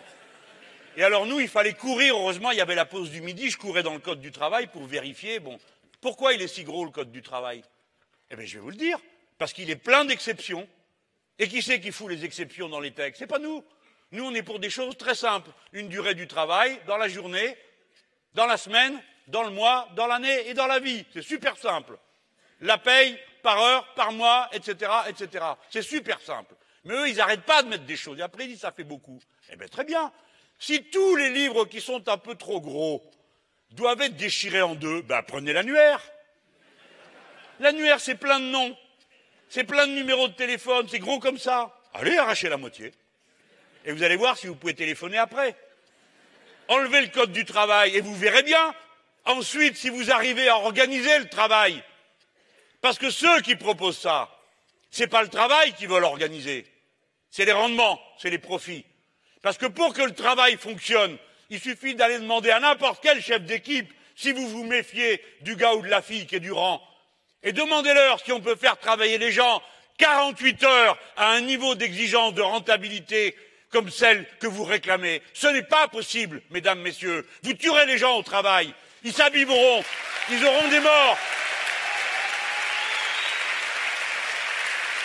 565 personnes meurent sur leur poste de travail chaque année. Et vous n'en voyez jamais une seule à la télévision. Vous ne voyez pas l'ouvrier qui est tombé de l'échafaudage. Vous ne voyez pas l'homme ou la femme qui s'est fait couper les bras sur la machine. Jamais. Ces morts-là, elles ne sont pas peut-être assez exemplaires pour édifier le peuple dans la seule chose qui vaille, la peur de l'autre. 565 personnes par an meurent sur leur poste de travail. 230 000 personnes tous les ans malades à cause du travail. La souffrance répandue partout. Et vous les voyez qui disent que les gens ne travaillent pas assez. Et ils comparent des comparaisons qui sont seulement faites pour abasourdir et pas pour faire réfléchir. Ah bon, c'est ceux qui travaillent le plus qui sont les plus efficaces? Alors dans ce cas, j'ai la réponse. C'est les Roumains. Qui est-ce qui a envie d'avoir une économie française qui ressemble à celle des Roumains? Personne. Pourquoi? Nous travaillons moins parce que les machines permettent d'alléger la souffrance et le nombre d'heures passées au travail. La baisse du nombre d'heures de travail nécessaires pour produire la quantité de richesse est permanente depuis un siècle. Et par conséquent, tout ce temps de travail qui est économisé, ou bien vous le répartissez également en faisant de la réduction du temps de travail, qui permet l'organisation d'autres activités, ou bien vous le répartissez à la sauvage, Les uns travaillent sans fin et sans trêve, et les autres plus du tout, ils sont au chômage. C'est pourquoi la réduction du temps de travail qui fait horreur à ces gens est une mesure de bon sens, d'équilibre au travail, d'équilibre dans la société, qui va rapporter beaucoup d'emplois qui ont été créés, comme ça a été le cas quand nous avons fait les 35 heures, parce que ce sont les années où il y a eu dans tout le siècle la plus grande création de postes d'emploi. Et puis, vous aurez des gens qui vivront mieux, peut-être avec un peu plus de bonheur. Et le bonheur, ça finit toujours, puisque vous voulez tout mesurer, par du mieux-être pour toute la société. Mais vous ne le comptez jamais, vous autres, les importants, les puissants. Vous ne comptez pas le prix du malheur. Vous ne vous demandez pas si les 565 personnes qui sont mortes dans l'année ne nous manquent pas terriblement. Pas seulement, effectivement, ces choses-là ne comptent pas pour vous. Mais pour la société, pour tout ce que savait faire cette personne, pour tout ce qu'elle apportait, pour tout le bien-être qu'elle donnait aux autres. Le malheur a un prix, vous ne le comptez pas. La destruction de la nature a un prix, vous ne la comptez jamais. L'usure au travail a un prix, vous ne la comptez pas. Le Blitzkrieg, qui comporte la fin de la durée du travail, le nouveau code du travail, la réforme de la fiscalité du capital. C'est pas la peine que je vous raconte ce que c'est, vous savez d'avance. Ça veut dire ils payent moins. La réforme de l'assurance chômage. La réforme de l'assurance chômage. Leur grande trouvaille, c'est plus vous êtes au chômage, moins vous êtes indemnisé. Pourquoi? Pourquoi? On a moins besoin à mesure qu'on est au chômage? Pourquoi? Ils pensent que vous êtes des gens qui ne voulaient pas travailler. C'est ça leur problème. Et voilà pourquoi ils veulent cette dégressivité. Je ne vais pas plus loin. La réforme de l'apprentissage, je ne sais pas ce qu'ils comptent faire, hein, mais je sais déjà que c'est une bêtise, vu ce qu'ils ont fait auparavant. Et après, ça, c'est les premières mesures d'économie que vous avez entendues. Bon. Là, j'étais sur le contenu, mais je vais venir sur la méthode. Il y a quand même un point dont je veux encore parler parmi leurs trouvailles. Il va augmenter, bon, la retraite, vous avez compris, à 65 ans, vous êtes prévenus. Fin du CDI, un contrat de travail unique à droit progressif. Alors les ballots, ils entendent droit progressif. Ils ne voient pas juste que ça commence par des droits dégressifs. Parce qu'avant, quand vous avez un CDI, c'est un CDI. Déjà qu'ils vous ont collé 2 périodes d'essai de 6 mois chacune, qu'on peut renouveler, et des CDD, qui représentent 80% des embauches, tout ça, ils vous le mettent dans un contrat où vous êtes tous en période d'essai plus longtemps, tous en CDD plus longtemps, et à la fin, au moment d'être en CDI, vous êtes virés. Fin de la sécurité sociale. J'espère que vous allez aller voir le film La Sociale. Hein. Je ne sais pas s'il est déjà passé. Il faut retourner voir ça. Il faut voir ça. Hein. Vous voyez comment des ouvriers ont mis en place un système. Les pauvres, ils avaient tout sur le dos. C'est les communistes qui ont fait ça, avec Ambroise Croizat, et puis la CGT. C'était eux qui faisaient les caisses. Il y en avait des résistants. Je ne vous raconte pas le film, vous avez qu'à aller le voir. Mais la sécurité sociale, c'est une invention, il a raison, Monsieur Fillon, c'est une invention très, on va dire, communiste, mais le mot pourrait être enfermé dans l'étiquette de parti, et ce n'est pas ça l'idée. C'est une invention extraordinaire. Chacun donne selon ses moyens, mais reçoit selon ses besoins. Si vous êtes très malade, vous êtes soigné, quoi que vous ayez payé.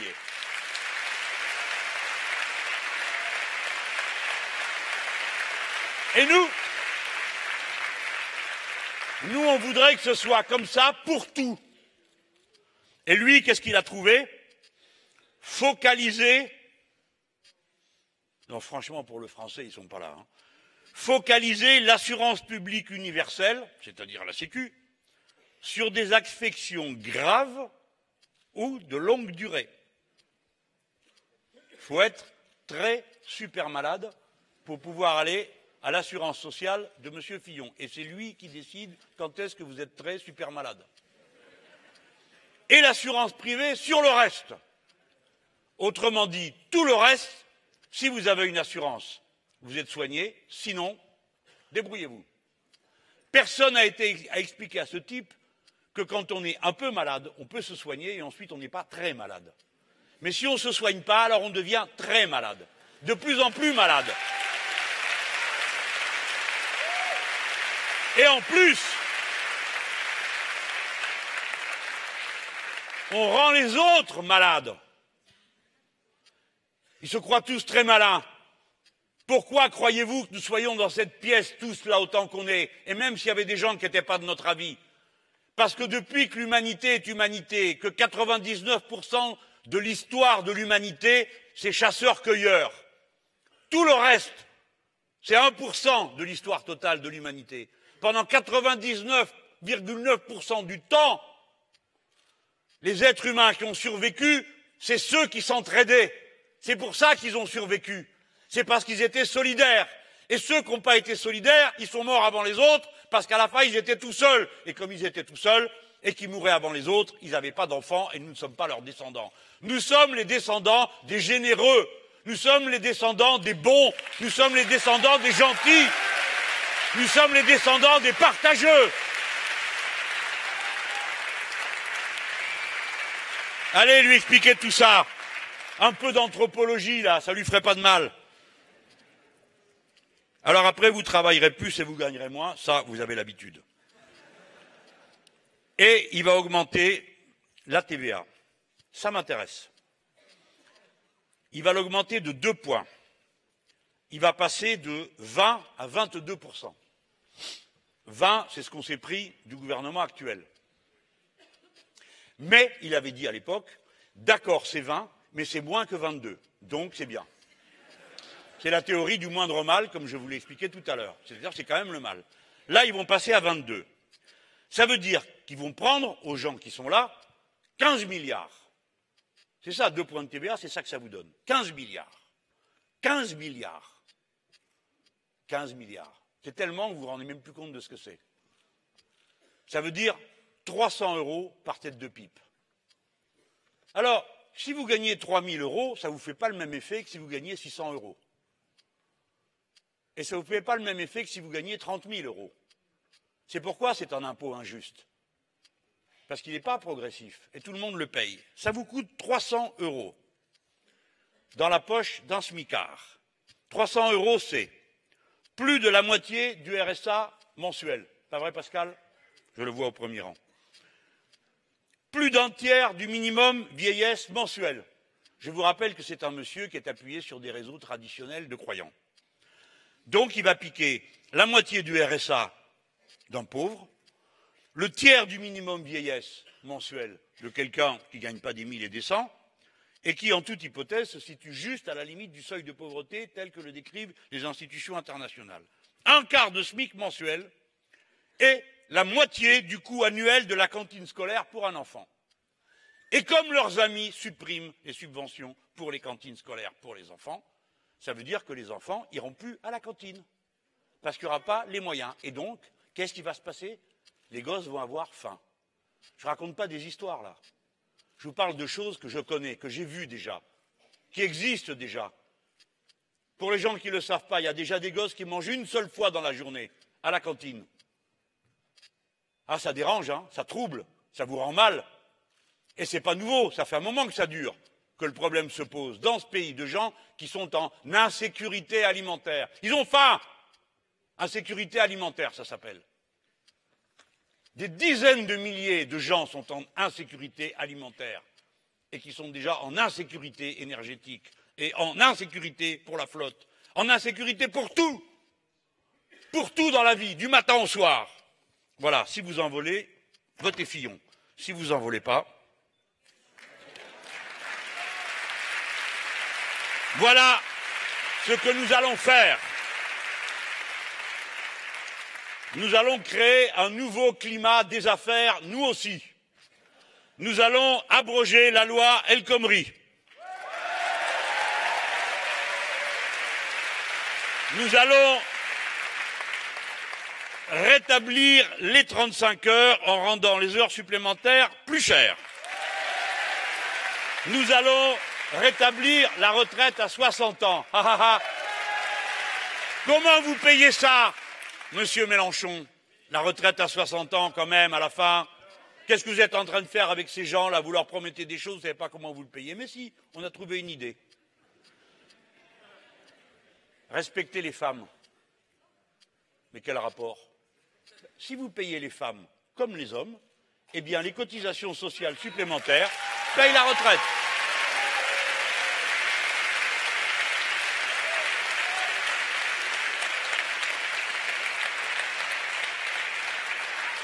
Nous allons rembourser les soins à 100%.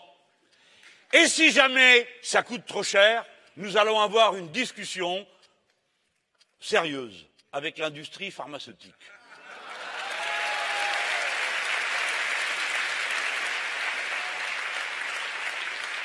Évidemment, on va augmenter le SMIC. Ah, ça, je sais, il y a plein de gens qui crient là à chaque fois. Non, non, non, non, non, non, non. Quand c'est nous, on améliore la vie des gens. Et pour améliorer la vie des gens, on améliore leur salaire. Et puis après, ils en font ce qu'ils veulent. Et moi, je vais vous dire ce qu'ils en font. Ils le dépensent. Hein, pour leurs gosses, pour leur vie, pour les trucs qu'il y a à faire. Et comme ils le dépensent, eh ben, ils achètent des choses. Et comme ils les achètent, il faut les remplacer. Donc, il faut produire. L'augmentation de salaire, c'est le feu de la croissance. Et je ne suis pas un partisan de la croissance aveuglée, vous l'avez entendu tout à l'heure. Je vais résumer ce que je viens de dire et la stratégie économique. Nous devons relever deux défis en même temps. Améliorer la vie des gens, donc augmenter leurs moyens, et en même temps, nous devons le faire dans des conditions qui soient respectueuses de l'objectif de durabilité, de soutenabilité écologique.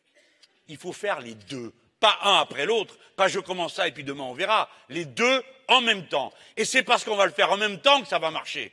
C'est parce qu'on va faire de la planification écologique, parce qu'on va développer les emplois paysans, parce qu'on va développer l'économie de la mer avec les 300 000 postes de travail dont on a besoin. C'est parce qu'on va le faire avec l'objectif d'un nouveau modèle écologique de la production, de l'échange et de la consommation que nous allons créer de l'emploi et des ressources. Tout se tient. C'est parce que nous sommes écolos que nous sommes socialistes.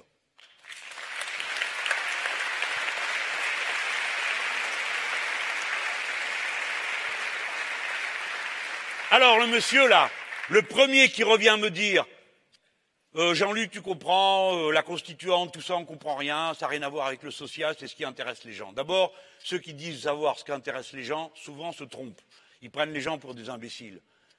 Les gens ont parfaitement compris que si ce type peut vous annoncer qu'il va faire une blitzkrieg, c'est parce qu'il a une constitution qui est un coup d'État permanent.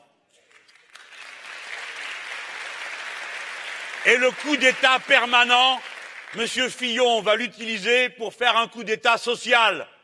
Sa politique, c'est un coup d'État social. C'est la destruction de la sécurité sociale. C'est la destruction du code du travail. C'est un coup d'État social. Quand vous défaites toutes les lois et que vous le faites passer en force et que vous vous en vantez devant une catégorie de Français bien particulière qui se réunissait avec lui ce jour-là, vous annoncez à cela, je vais faire un coup, je vais passer en force, il n'y aura même pas de pause pendant l'été. C'est un coup d'État social qu'il prépare.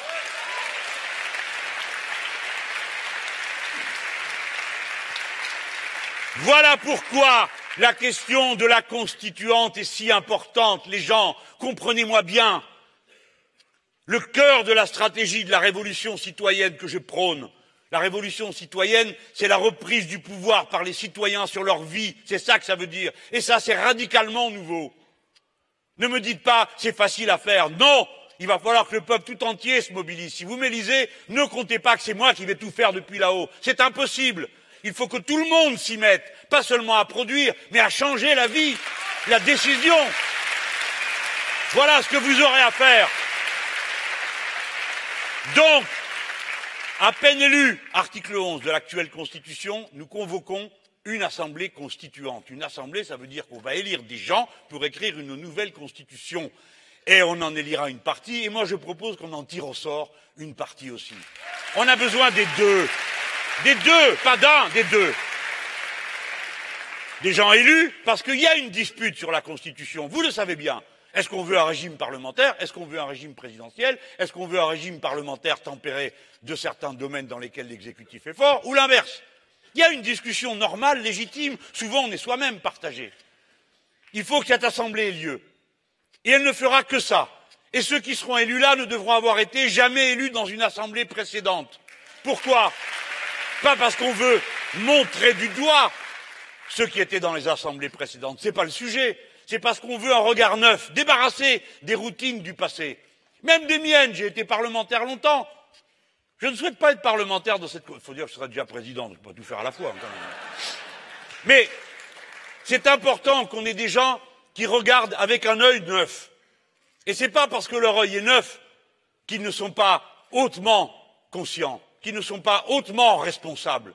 Quand vous tirez au sort un jury d'assises, hein, vous n'allez pas regarder, vous faites confiance parce que vous pensez que la personne qui est là est honorable, si vous ne l'avez pas rejetée parce qu'elle ne l'est pas. Les avocats l'ont pas fait rejeter, mais vous pensez que c'est une personne honorable qui va mettre tout son cœur à bien juger, à donner la bonne opinion. Donc on doit avoir confiance dans l'action populaire, pas s'en méfier.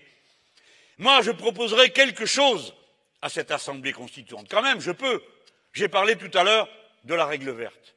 Mais ce que je voudrais vous faire comprendre, c'est que notre méthode, notre stratégie révolutionnaire, c'est l'implication la plus large possible. Plus il y a de monde qui décide, plus on est content. Alors déjà, on commence par rectifier quelques problèmes. Il y a 3 millions de personnes qui ne sont pas inscrites sur les listes électorales dans ce pays. Il y en a 6 millions qui sont mal inscrites. C'est 9 millions de personnes qui, à la prochaine élection présidentielle, ne pourront pas voter si vous ne vous y mettiez pas. Nous, on a fait des caravanes, les militants insoumis, partout où on pouvait, pour inscrire les gens. Occupez-vous autour de vous de savoir si tout le monde est inscrit. Et occupez-vous de savoir s'ils sont bien inscrits, parce que des fois ils croient, mais ils ont déménagé. J'ai regardé ça à Strasbourg. Les Alsaciens, c'est des gens sérieux. Ils ont regardé. 176 000 inscrits, 17 000 personnes qu'ils ont dû radier. Eh bien, ils se sont mis à chercher où étaient ces 17 000 personnes, où elles habitaient vraiment, pour leur dire, ben voilà, vous pouvez vous inscrire là, vous pouvez vous inscrire là, mais inscrivez-vous. Donc, dans notre manière de faire, on va d'abord rectifier ça. Deuxièmement, je proposerai qu'il y ait le vote obligatoire. Parce que voter, ce n'est pas une faveur qu'on fait.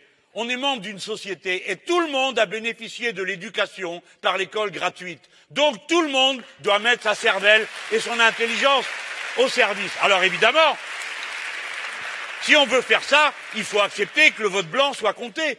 Parce qu'il y a des citoyens qui ont le droit de dire qu'ils ne veulent pas. Bon, encore un point pour élargir la base de la démocratie. Évidemment, dans l'entreprise. Je n'y viens pas ce soir, pardonnez-le-moi, j'y viendrai un autre soir sur un discours spécifiquement réservé à cette question. Élargir la base de la démocratie, par exemple, c'est une idée, vous allez avoir du mal, hein, quelques-uns d'entre vous, et peut-être même tous. Moi, j'ai eu du mal avec, et je vais vous dire comment j'ai été convaincu. C'est le droit de vote à 16 ans. Quand on a passé le droit de vote de 21 ans à 18 ans, tout le monde disait, ah, quand même, 18 ans, bon, faut pas exagérer, ce sont des gamins, quoi. Bon, ben le gamin, il était content. Et il a pris sa part. Et quand on m'a dit ça, je dis, mais pourquoi on fait ça? Parce que c'est une vieille revendication. Je m'en fiche. Où on le fait déjà? Ah, on le fait dans, je crois, 5, 6, 7 landes. En Allemagne, pour les élections locales. On le fait au Brésil. On le fait en Argentine. Ah bon, et ça fonctionne? Oui, ça fonctionne.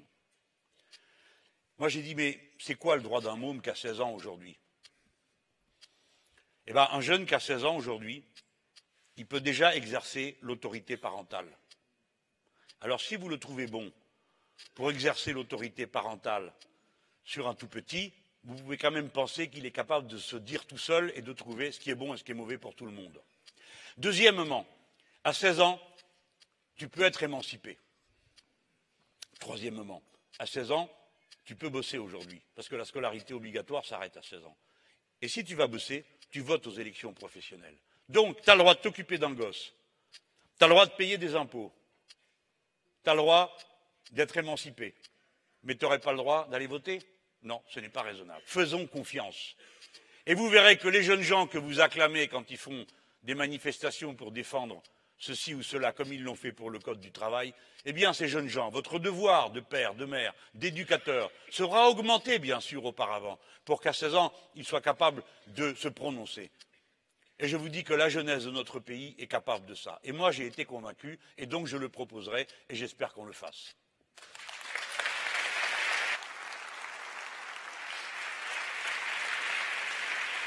Ah ah! Tout le monde n'a pas applaudi, hein? Non, mais il faut réfléchir. Ah bah, on se rencontre aussi pour ça, hein?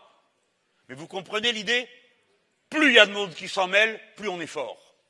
Plus il y a de gens qui se sentent responsables de la société, plus notre point de vue est fort. Plus les gens comprennent de quoi on parle, moins ils voudront de ces gens que je viens de vous montrer, parce qu'ils comprendront exactement de quoi on parle. Et ils ne se diront pas « Ah ben monsieur Mélenchon, il est un peu nerveux, tandis que monsieur Fillon, il est bien calme, il a une jolie cravate. » Il y en a. Mais moi, vous avez compris, hein. Mon message, c'est pas ma personne, et vous n'allez pas m'arranger. Et je ne vais pas changer. Mon message, c'est le programme qu'on porte ensemble. Le temps qu'on a pris à le mettre au point. Je finis avec ce Fillon, parce qu'il faut que vous ayez tout. Celui-là, dans les questions internationales, vous savez qu'il a voté contre Maastricht en 2012, en 1992. Moi, j'ai voté pour à l'époque. Je le dis. J'avais idée que comme on allait mieux intégrer économiquement l'Union européenne, il allait y avoir mécaniquement une sorte de citoyenneté plus grande, un progrès politique. Je me suis trompé. Avait raison à l'époque la CGT, le Parti communiste, M. Chevènement et un certain nombre de gens de droite qui disaient le contraire. C'est eux qui avaient raison. Et moi, je me suis trompé. Et je ne suis pas le seul, hein. C'est une majorité qui a voté ça. Non, mais c'est pour dire qu'il faut faire un bilan de ces actes. Il n'y a rien de pire qu'un fanatique qui part d'une idée, n'en change jamais, ne réfléchit à rien et répète tout le temps la même chose parce que c'est lui qui l'a dit. Après, quand j'ai compris, je ne vous ai pas manqué, hein. J'ai voté contre le statut de la Banque centrale européenne, j'ai voté contre le passage à l'euro parce que je savais que c'était une folie de le faire avec une Banque centrale européenne pareille et avec un statut pareil. Et enfin, quand est arrivé 2005, ah oui, j'ai oublié de vous dire que pour les deux votes dont je viens de vous parler, j'ai la joie et le bonheur d'avoir une lettre de blâme du Parti socialiste signée de François Hollande, qui déjà était responsable de ces questions-là. Bon, et après, en 2005, j'ai voté avec beaucoup d'entre vous, je pense, dans cette salle. On a voté non contre le projet de constitution européenne, et je pense qu'on a eu raison. La preuve, c'est qu'ils ont pris le projet, ils l'ont découpé en morceaux, ils l'ont lacéré, ils l'ont jeté en l'air, il est retombé sur de la colle, ils ont dit voilà, c'est le traité de Lisbonne.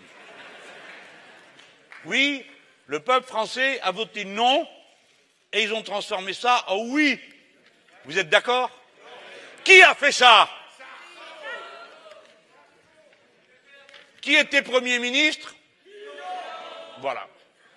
Qui donc a fait cette forfaiture de tromper la parole du peuple français?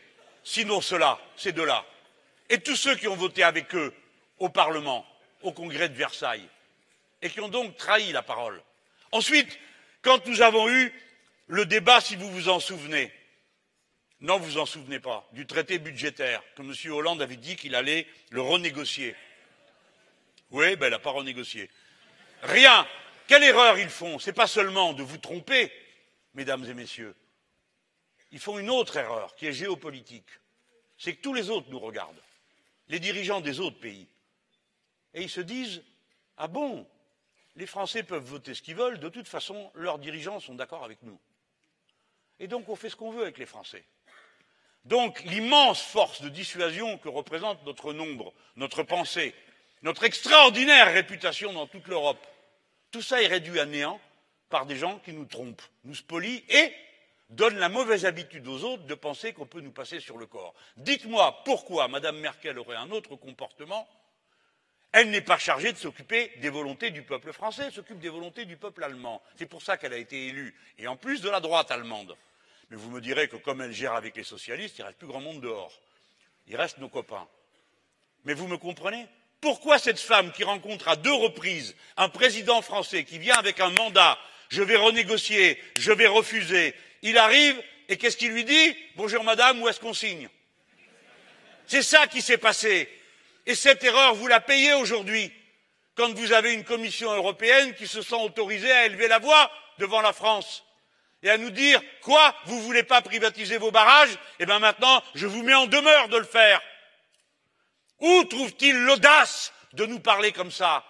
Où trouve-t-il l'audace de nous mettre en demeure?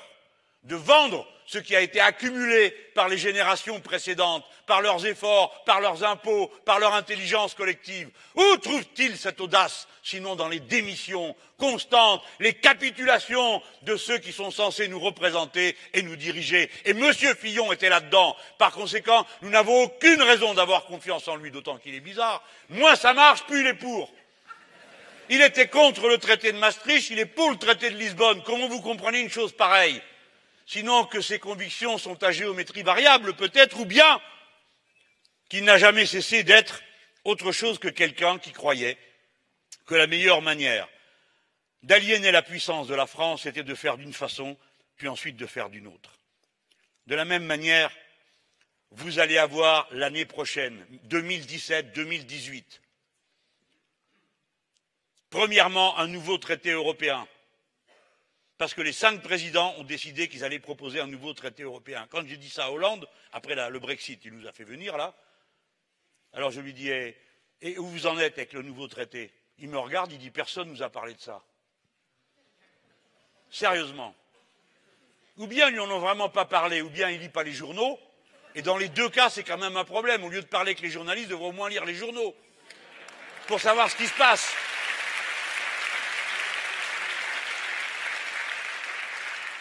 Il y aura un nouveau traité. Réfléchissez bien à ce que vous allez faire. Si vous élisez quelqu'un qui, avant d'y être, est déjà d'accord, ou si vous élisez une tête dure, qui va vouloir qu'on change la règle du jeu d'un bout à l'autre. Ou bien sinon, nous serons obligés de faire ce que nous n'avons pas envie de faire. Mais on ne nous contraindra pas à faire le contraire, c'est-à-dire liquider notre propre pays, liquider notre propre démocratie. Parce que derrière ce nouveau traité, après, vous avez TAFTA.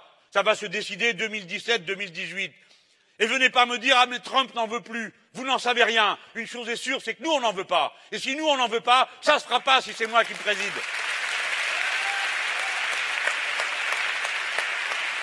Alors, vous avez bien compris, je ne suis pas juste la mauvaise tête de service, l'empêcheur de danser en rond. Toutes ces questions vont venir en 2017-2018. C'est pas moi qui les y amène, c'est la vie. Feu Michel Rocard disait que si on signait TAFTA, il n'y a plus d'Europe. En effet, vous ne pourrez plus rien faire, puisque vous serez ficelé pour toutes les normes environnementales et sociales par le contenu du traité. Et parce que vous donnerez le pouvoir aux multinationales de faire des procès aux États dans des tribunaux privés, c'est-à-dire en dehors de la loi que vous avez votée. Ces gens-là auront une autre loi pour eux, avec leurs propres tribunaux, pour porter des plaintes contre l'État, alors que jusqu'à présent, ces tribunaux étaient faits pour régler leurs différends entre eux. Si bien que non seulement ils porteront des plaintes contre ce que vous aurez voté, mais souvent au moment de préparer les lois, quelqu'un vient et vous tire la manche et dit fais pas ça. Si jamais tu écris ça, si tu proposes ça, ils vont te faire un procès derrière. Et donc vous direz bah écoutez, moi je le fais pas. Comment voulez-vous résister quand vous êtes une grande puissance? Peut-être peut-on le faire. Imaginez-vous les dirigeants du Suriname, petit pays où il y a 450 000 habitants, qui ont une immense forêt. Qu'est-ce qu'ils font ceux-là quand une multinationale va leur dire ah mais vous, si vous bougez une oreille, vous avez droit à un procès, on vous ruine pour 2 générations. Comme ils l'ont fait à combien d'États? Vous le savez, j'espère, que les multinationales sont en train de faire un procès à l'Australie parce qu'elle a voté une loi contre le tabagisme. Et les cigarettiers veulent que l'Australie leur paye les cigarettes qu'ils n'ont pas fumées.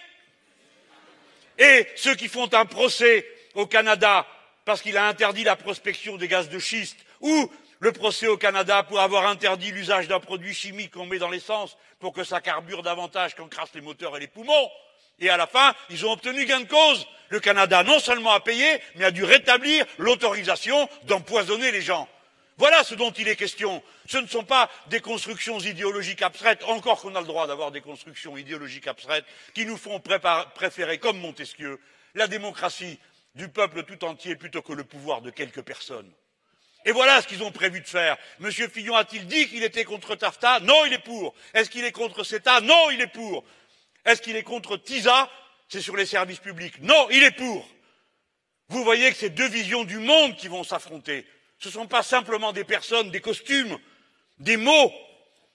Si notre programme s'appelle l'avenir en commun, il y a le mot commun dedans. Et il y a le mot avenir qui veut dire qu'on a le goût du futur. Le sien, il n'a même pas de nom. Ça s'appelle un projet pour la France. Il ne peut pas le nommer. On va voir ce qu'il va dire. Je propose en tout cas, s'il débat avec moi, vous allez voir si je ne vais pas lui faire dire. Et maintenant, rappelez-vous bien une chose. Rappelez-vous qui c'est moi qui vous ai rafraîchi la mémoire sur l'affaire des traités européens. Eh bien, je vais continuer. Je ne veux pas de la guerre, et vous non plus. Peut-être que vous êtes moins conscients que je le suis et d'autres du risque de guerre généralisée qui s'étend sur la planète.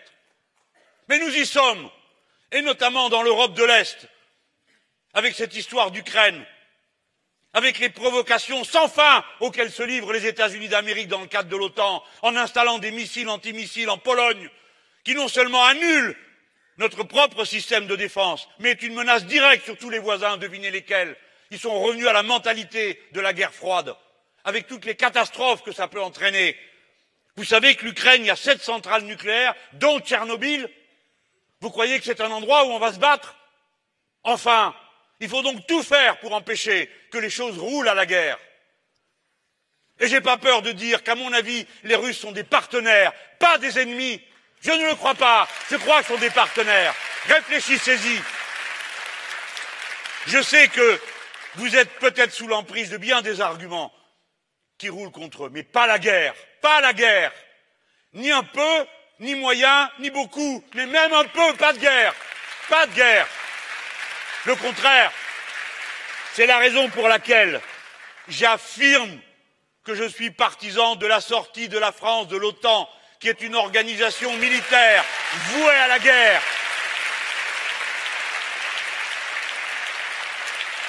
Je suis partisan d'une autre alliance altermondialiste avec d'autres peuples. Et je suis partisan du fait que la France joue un rôle pionnier, aille de l'avant pour dire, si imparfaite qu'elle soit, la seule institution internationale que nous pouvons et devons respecter, c'est l'ONU. Parce que nos prédécesseurs se sont tellement battus pour qu'il y ait une société des nations et qu'on cesse de s'affronter. Non, je ne suis pas d'accord pour les G8, les G20, que sais-je encore, qui font la loi dans la planète. L'ONU, avec tous ses défauts, l'ONU où la France siège, et a un siège au Conseil de sécurité, siège que pour ma part, je ne céderai jamais à personne, dans aucune circonstance. Telle est la France, et elle peut jouer son rôle. Eh bien, c'est le contraire que cet homme. Qui a ramené la France dans le commandement militaire intégré de l'OTAN? Qui était Premier ministre? Très bien. Et pour ce qui est de faire la guerre, je ne vous parle pas de l'actuel qui en a déclenché 3. Eh bien oui, il faudrait quand même s'en rappeler. Mais qui a déclenché la destruction de la Libye? Je vous prie. Qui était Premier ministre? Ce sont des questions d'une extrême importance. Si vous voulez de nouveau confier la France, avec toute sa puissance militaire, qui est considérable, aux mains de gens qui ont été capables d'une telle stupidité que celle qui a consisté à détruire la Libye, puis à engager la France dans un combat plus qu'improbable en Irak à la suite de l'OTAN, avec des alliés aussi discutables que les Qataris et les Saoudiens, la main dans la main avec des Turcs qui nous tirent dans le dos. Si vous voulez confier la France à des gens pareils, rendez-vous compte des dangers que vous lui faites courir, car rien n'est plus facile que de vider le tube de dentifrice, mais après, on ne fait pas re-rentrer la pâte. Quand la guerre commence, c'est à la portée de tout le monde de déclencher des guerres. C'est très facile, surtout quand on a les outils de la puissance.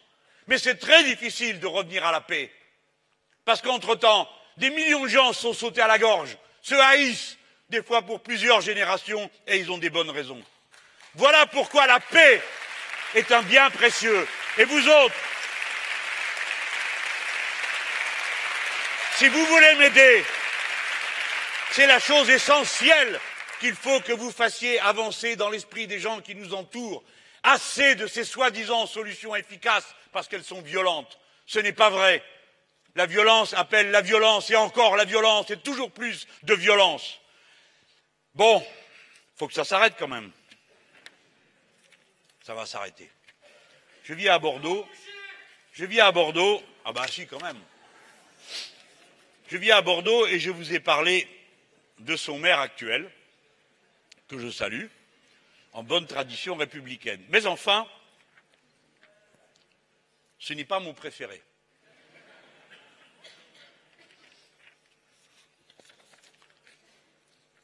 Un peu de philo pour terminer. Le meilleur maire de Bordeaux. 1581-1585. Montaigne. Montaigne, évidemment. Et qui d'autre? Évidemment, son camarade, la Boétie. Et le beau livre, un peu compliqué, mais pas trop. En tout cas, vous autres les jeunes, vous avez intérêt à le lire, hein. Sinon c'est pas la peine d'habiter ici. Hein. Et pas que parce que vous habitez ici. De notre servitude volontaire. Tiens, Laurent, je ne sais pas où il est. Tout à l'heure, on cherchait des citations.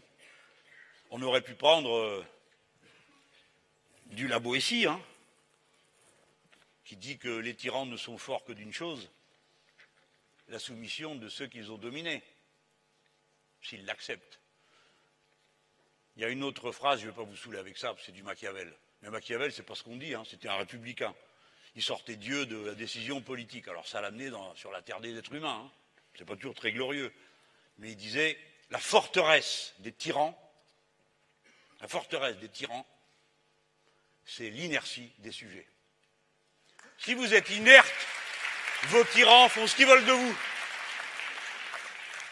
Alors, d'abord une leçon de vie. J'adorais Montaigne pour un peu. Je l'adorais pas quand j'étais jeune, je trouvais ça mièvre.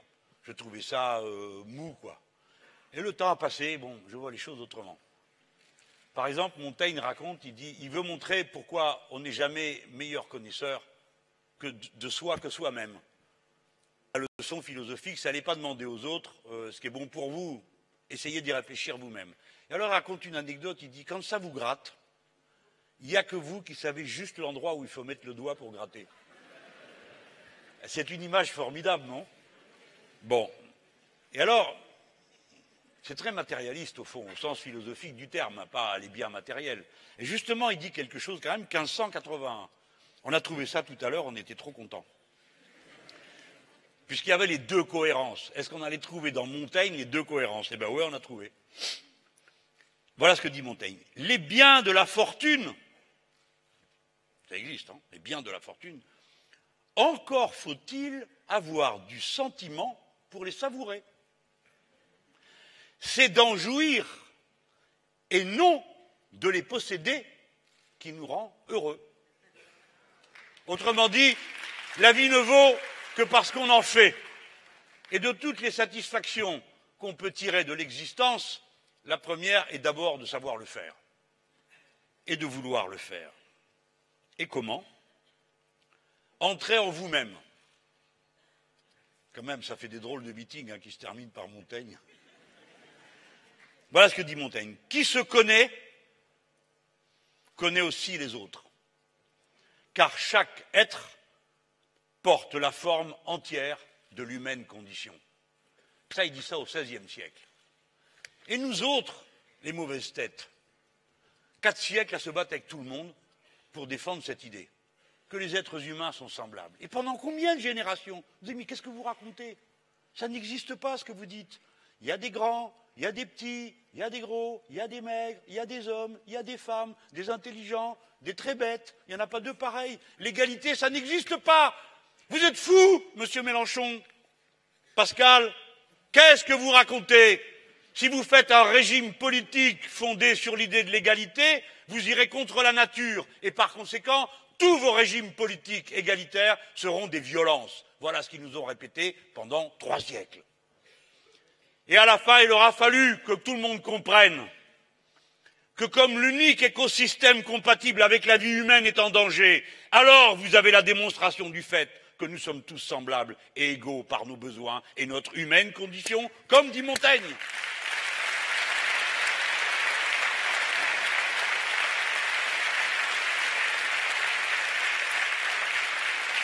Il dit aussi, la vraie liberté est de pouvoir toute chose sur soi, disposer de soi, c'est être émancipé. C'est-à-dire qu'il n'y a plus la main du mancipium sur votre tête qui décide à votre place, qui vous dit à vous les femmes que votre corps ne vous appartient pas, mais appartient à vos hommes ou à vos enfants ou à la société.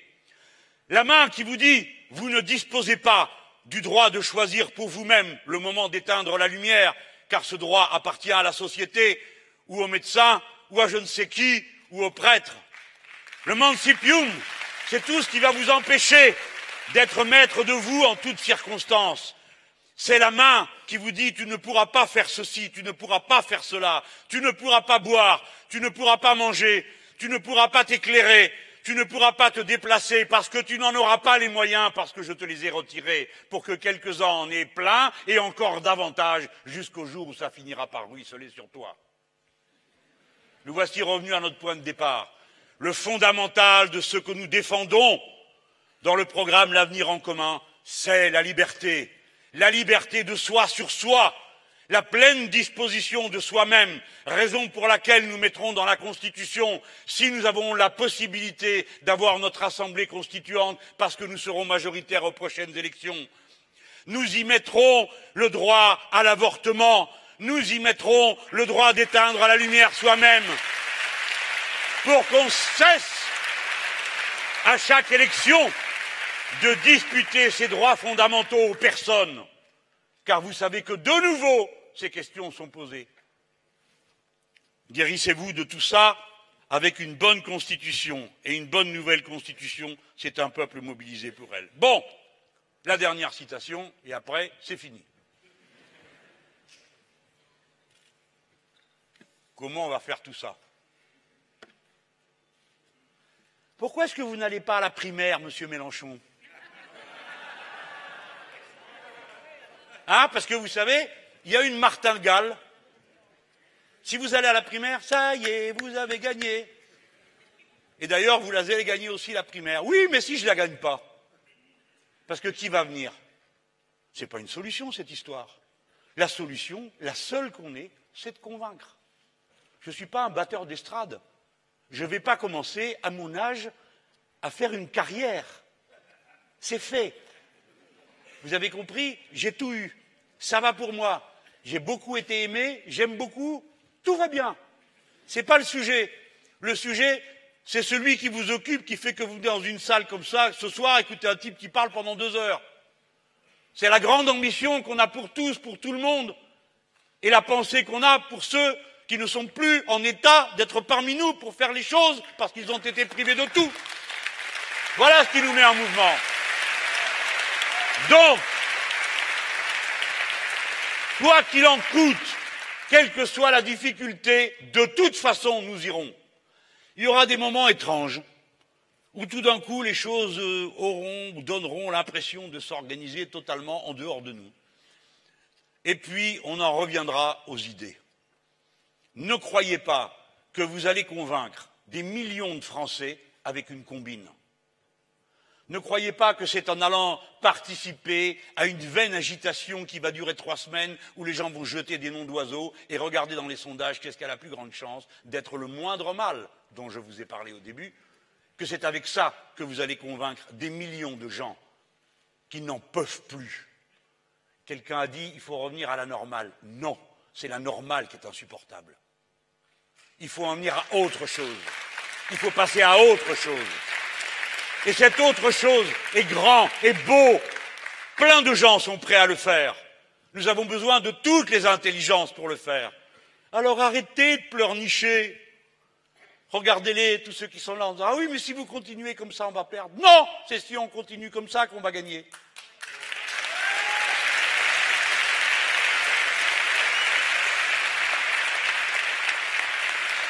Si vous êtes convaincus, si je vous ai convaincu, et peut-être que vous serez convaincus que demain, en y réfléchissant, parce que là, ça fait quand même beaucoup de paroles.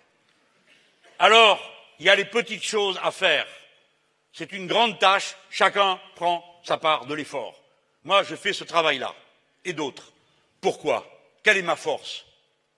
J'ai bossé sérieusement, comme vous tous. Ma force, c'est que la dernière fois, il y a déjà eu 4 millions de personnes qui se sont rassemblées. Cette force, je la tire de ce rassemblement. C'est ce qui me donne de l'autorité, de la puissance. de l'obligation de me respecter pour nos adversaires. Mais ma force, c'est celle qu'on a tous ensemble. Je ne dis pas « venez voter pour moi ». Venez voter avec moi. Mon message, ce n'est pas ma personne. Mon objectif, ce n'est pas ma personne. C'est ça.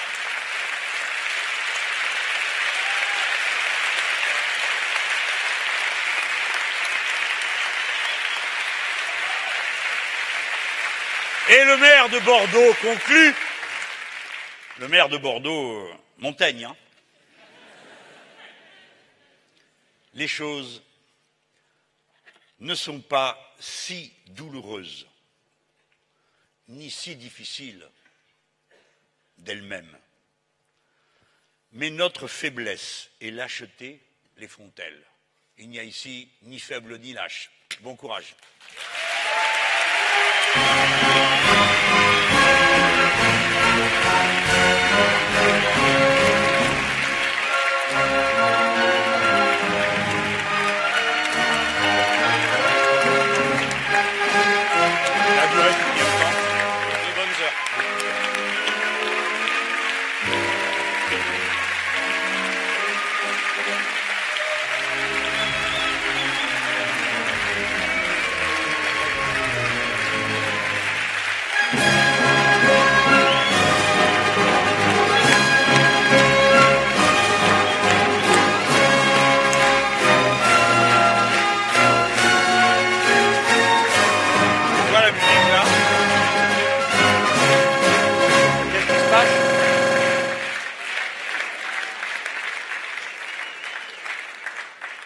Musique.